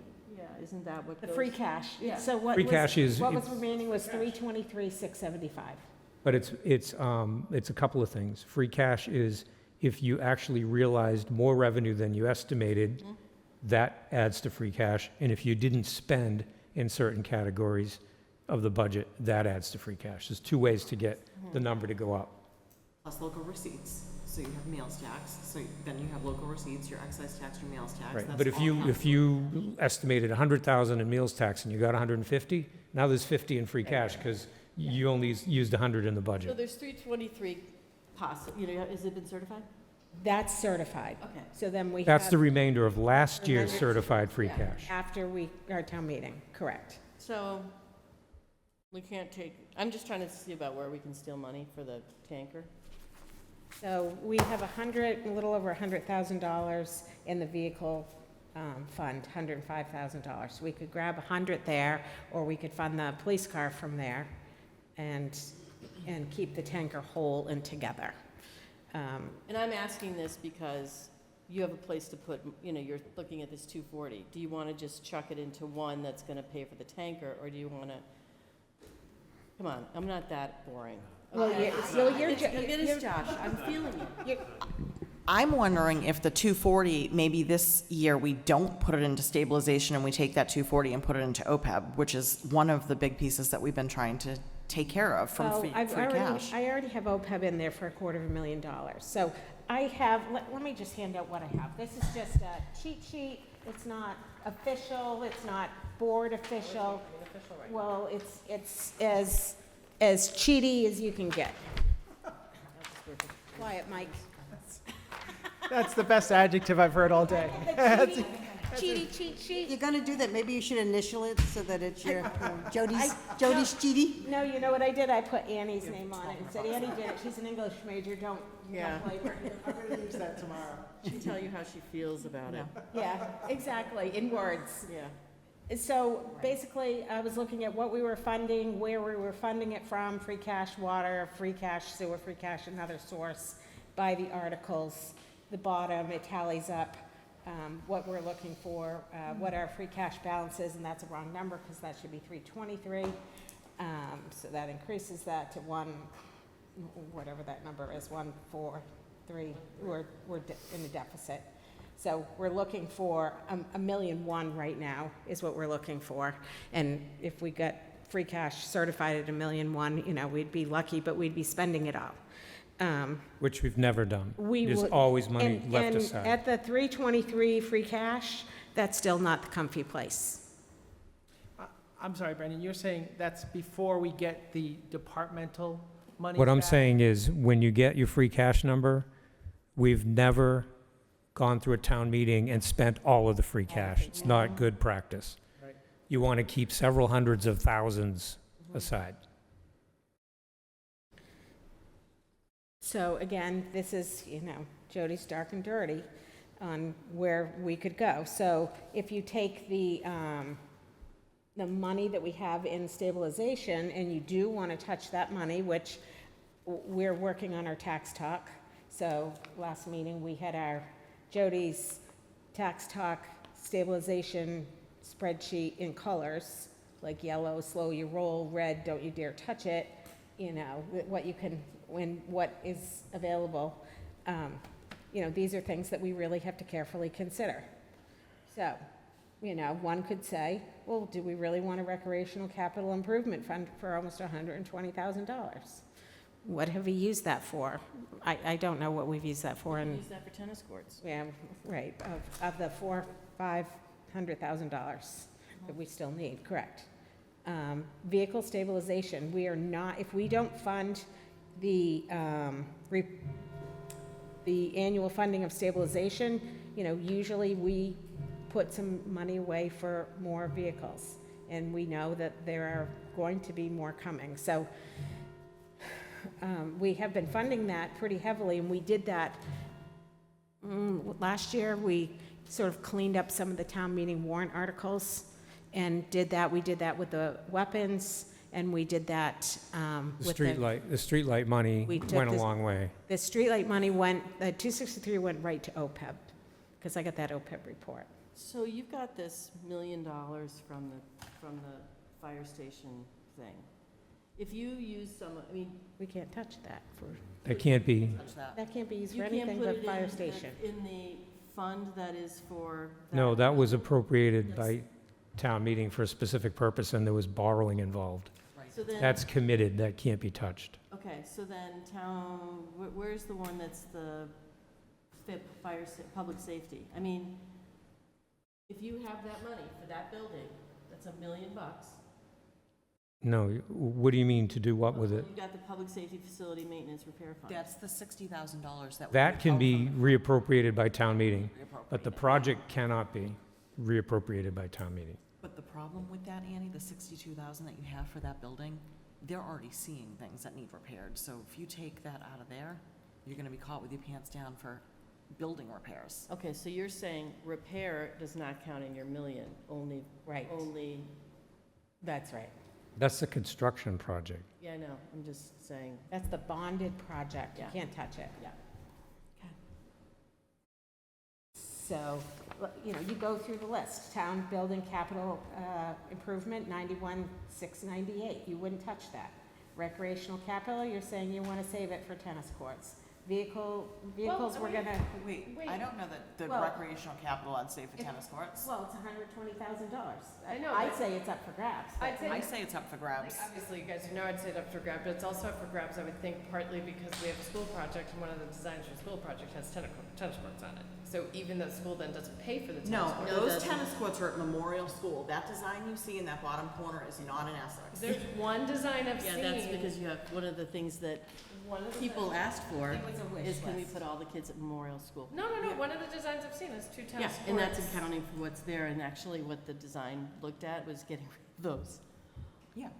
I don't know if we're going to solve this tonight. I think the finance committee needs to figure out Yeah. what you want to put in or what you don't want to put in. So recreational capital, it couldn't be for, like, if he gave us rides in the tanker truck and we lose our dental, couldn't be for that? All right, so let's keep moving. Yeah, so Article 26, wastewater free cash for the purchase of additional grinder pumps. They're almost done, but they still need to purchase some additional ones. They were about $120,000 of grinder pumps away last year. And they didn't have any, so They didn't have enough money. that was about the number. And they have about 50 in that Nope. account? Nope, 24? they're short. So we don't know what their free cash is. With, when the free cash comes in, same with water department. Wasn't that only supposed to be like 3 years? Well, no, this is like generation two. No, the reason was we could have used at one point in time the sewer betterment surplus fund, and then DOR said, you cannot use that anymore. Not to us, to everyone, they said Until that. it was And so we completely- had to do it in dribs and drabs. Yeah, That was the year, Peter, that you, myself, and Guy were on the board, and I said, do them all right this minute. And then the commissioner said, we want to do them piecemeal. And then the next year, DOR said, you can't touch that money. Yeah. And I'm guessing that there was a town that spent into their money too much, and they didn't have enough money to cover the bond. So they said, you know what, no one's doing that. Article 27, the reserve fund. I don't know that you've had a lot of expenses from it. We'll keep it on there, but it's probably indefinitely postponed. Article 28, OPEB, you said that you're carving out of, what, free cash, about 250? yeah, so we have set a goal to fund for 4 years to completely fund OPEB, so that we're done. And then that will get us some wiggle room and, right. Article Let- 20. let it Just a in. heads up, you know that the school sometimes doesn't fully fund OPEB because of budget. So I think it's great that we're doing it, but, you know. Well, what it does, Annie, is it gets us, once we I heard get, the argument, Yep. don't disagree with it. right, because it's like a finish line thing for us. It's the Yep. only way we're going to get levy limit unless we have this huge amount of new growth, like 200 homes. Article 29 is, there will not be an amendment to put a fire prevention officer or a firefighter on this. It will instead be whether or not the Personnel Board, which is the Board of Selectmen, wants to change the upper end of the Superintendent of Public Works salary. I'm recommending that it does get changed up to $160,000. Not that you have to pay that, but it's a tight market. There are other retirements in the area happening around the same time as the retirement in Essex, and you might need the horsepower if you're going to get someone who's going to sign on to building maintenance and all of that. Right. I'm sorry, can you tell me what article you're reading from? 29? 30? It's in the motion, it's not in the article. Oh, I have it in 30. Oh, you've renumbered. Is it I'm sorry. possible to do the fire prevention officer wage and salary at the same time, even though we don't? Well, no, because it wouldn't be for the right fiscal year. It wouldn't be useful. You have to redo that in the spring for next July. So just real quickly, the superintendent's salary range is up to 160, and then it gets loaded, right? Insurance is on top of that, so. But that's already in the package because we already have that benefit. So you gross With it the up. fire department, it's a new set of health benefits. But Brendan, correct me if I'm wrong, one of the concerns that I have about going up that high is, once it leaves town meeting and you choose to extend that range to 160,000, the Board of Selectmen loses all control, and the DPW commissioners get to vote at any random meeting Well, they that they don't want to give unless- raises. Unless their budget, and when that's in another article, is also amended to a certain point. The problem is, we're not going to know about who we're going to hire until after town meeting is over. No, I understand that, but when you go to any, random Monday night meeting and they decide to give somebody a $6,000 raise when it wasn't budgeted for or announced, it's a little Right. unfair that you bring I this. just don't know. So Go ahead. I think I can answer that question. So this year, with the new budgeting software we're getting, we'll be loading in exactly what everyone is making in those positions, so that that line item will get populated and will be cross-checked with the payroll system. For So the that- new fiscal year. For the new fiscal For year. the current fiscal year, I think Ruth is concerned about the fact that we're going to have to do two things at this town meeting. We're going to have to put the wage and salary entry in up to whatever the maximum is, and we're going to have to put the money in, because you don't have another chance until May if this person is going to make more than the 134 that's already being made. Does it have to go straight to the budget, or can it be contingent upon the hiring of? Could it go into Finance Committee reserve for the funding, the No, additional funding of? because the finance committee only uses that for something that's unanticipated, and we're anticipating it. So you could say that it is going to be held probably in the motion by the town accountant unless, until the position is hired and that we work that out. But my point is, you're going to have to Yep. face it in both of these articles. Article 30 is, We did that one, didn't we? 30? Well, this is all A portion of it. part of it. This is now changing the budget to deal with all these things, right? So the harbor master wages would be in here, we talked about that earlier. The police vehicle maintenance dues and membership, we talked about that earlier. Now, we're also talking about the superintendent's salary is going to be going up by a certain amount. ClearGov software, which we've committed to, and it's being actually put together right now by the vendor at their financial risk. We have to put that money into the budget if we're going to actually purchase that. Fire prevention officer is not happening now. That was a what if. And I want to add into this, we have 2 retirements coming up that are going to have payouts, and I don't think we funded those payouts for either one of them because they had not announced at the beginning of this fiscal year that they were retiring. So that's something I'm adding in. And there could be significant amount of money for each person, tens of thousands. Article 31 is unpaid bills. It's around 9,000 at this point. Whenever a bill comes in late, after the fiscal year is over, it has to go to town meeting to get approved. And we had several bills come in late. Now, before we leave this topic, there are other things that have come up since the last meeting. The Community Preservation Committee has met. They want to fund the project for the town pier, which is to replace the wooden structure that's falling apart with a concrete slab. We got a grant for just about $7,500 for the railings that will be affixed to that new slab. So we need a Community Preservation Act article. I was told by their chair that if she didn't get to me their other ideas by tonight, they're really only going to go with the town pier article plus something that the town accountant found recently. There was a $957 overcharge in 2021 to one of the Community Preservation Act approved projects. That needs to be bailed out in this article as well.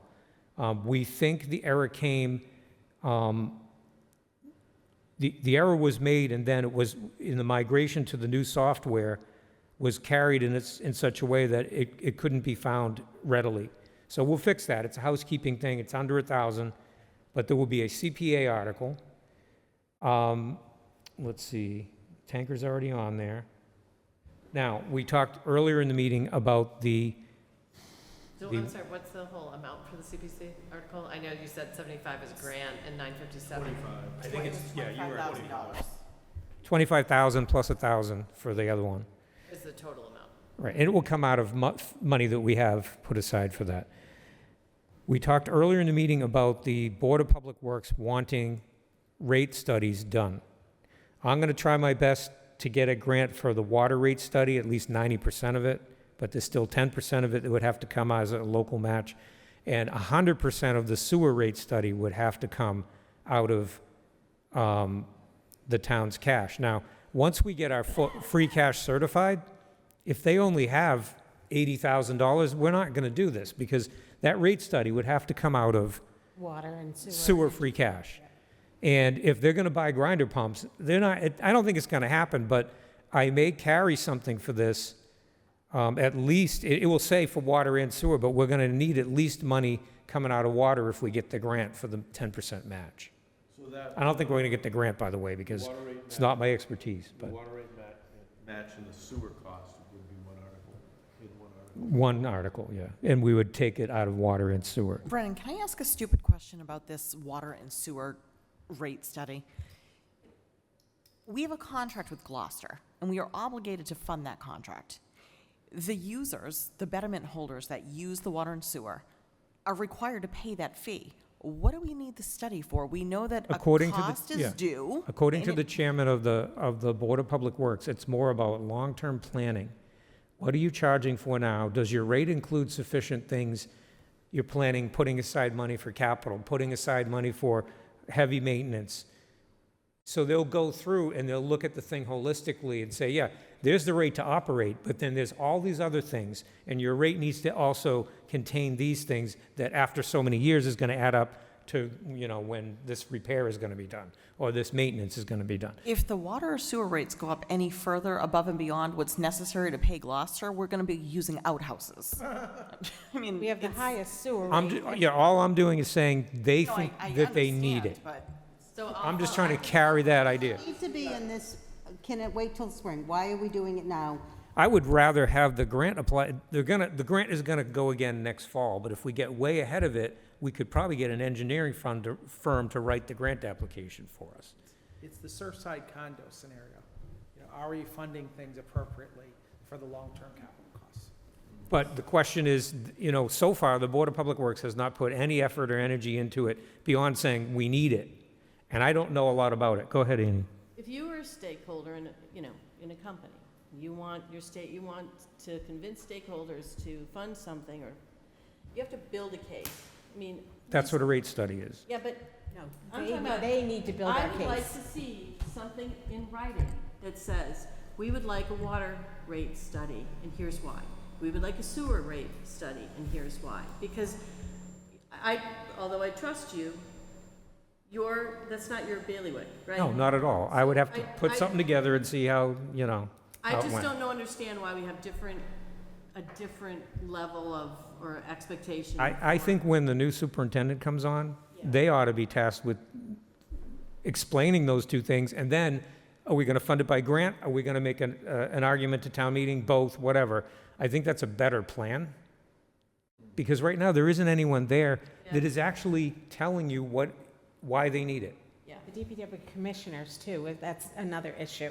yeah, I You mean, know- I just think that there's, gotta ask for some rigor in these They probably processes. want it because there's a grant out. They said, oh, this would be nice. No, they didn't know that at the Know time. about it. No, I found that. They didn't Wanted find the that. 50, right? They asked for the 50. For 50. Right. So Brennan, you're saying that you could potentially postpone this and wait for the new superintendent to take this mission on? Yes, I think that's what we should do. Should do. I'm just trying to carry the ideas that they said, because no one else is. So the board needs to let you know that that's what they would prefer to do. Yeah, so what we could do is say, no, there isn't going to be any mention of rate study on this fall town meeting, and we're looking forward to what your superintendent is going to put together next year for grants and reasoning behind it. How about that? Let's do that. I would like to focus on goals and how you Yeah. support your goals with money instead of always just talking about money.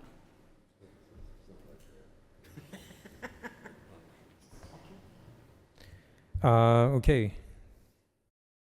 Talked about CPA, talked about the tanker and the firefighter, talked about rate study, it's coming off. Were there any other items that anyone wanted to see on the fall town meeting? Fall town meeting, no.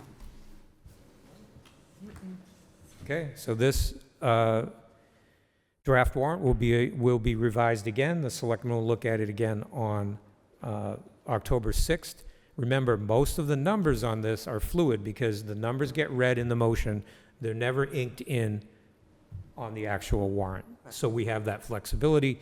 So you have actually right up until town meeting night to determine what your final figures are going to be. That's all I got. So is that all we have for that? So the only thing that hasn't been discussed thus far is public comment. Do we have, our public comment people are sitting at the table, so maybe they're all talked out. Wow. And there's Tina, in case. Tina, yeah, and who's Bill? Oh, Elaine and Bill, 1, 2, 3. Is there any public comment online? Can't see. So you guys will look at the, I show nobody raising their hand, so we'll, Yeah, we'll go through that. thank you all. Call the Board of Selectmen meeting to adjourn. No, we're moving downstairs.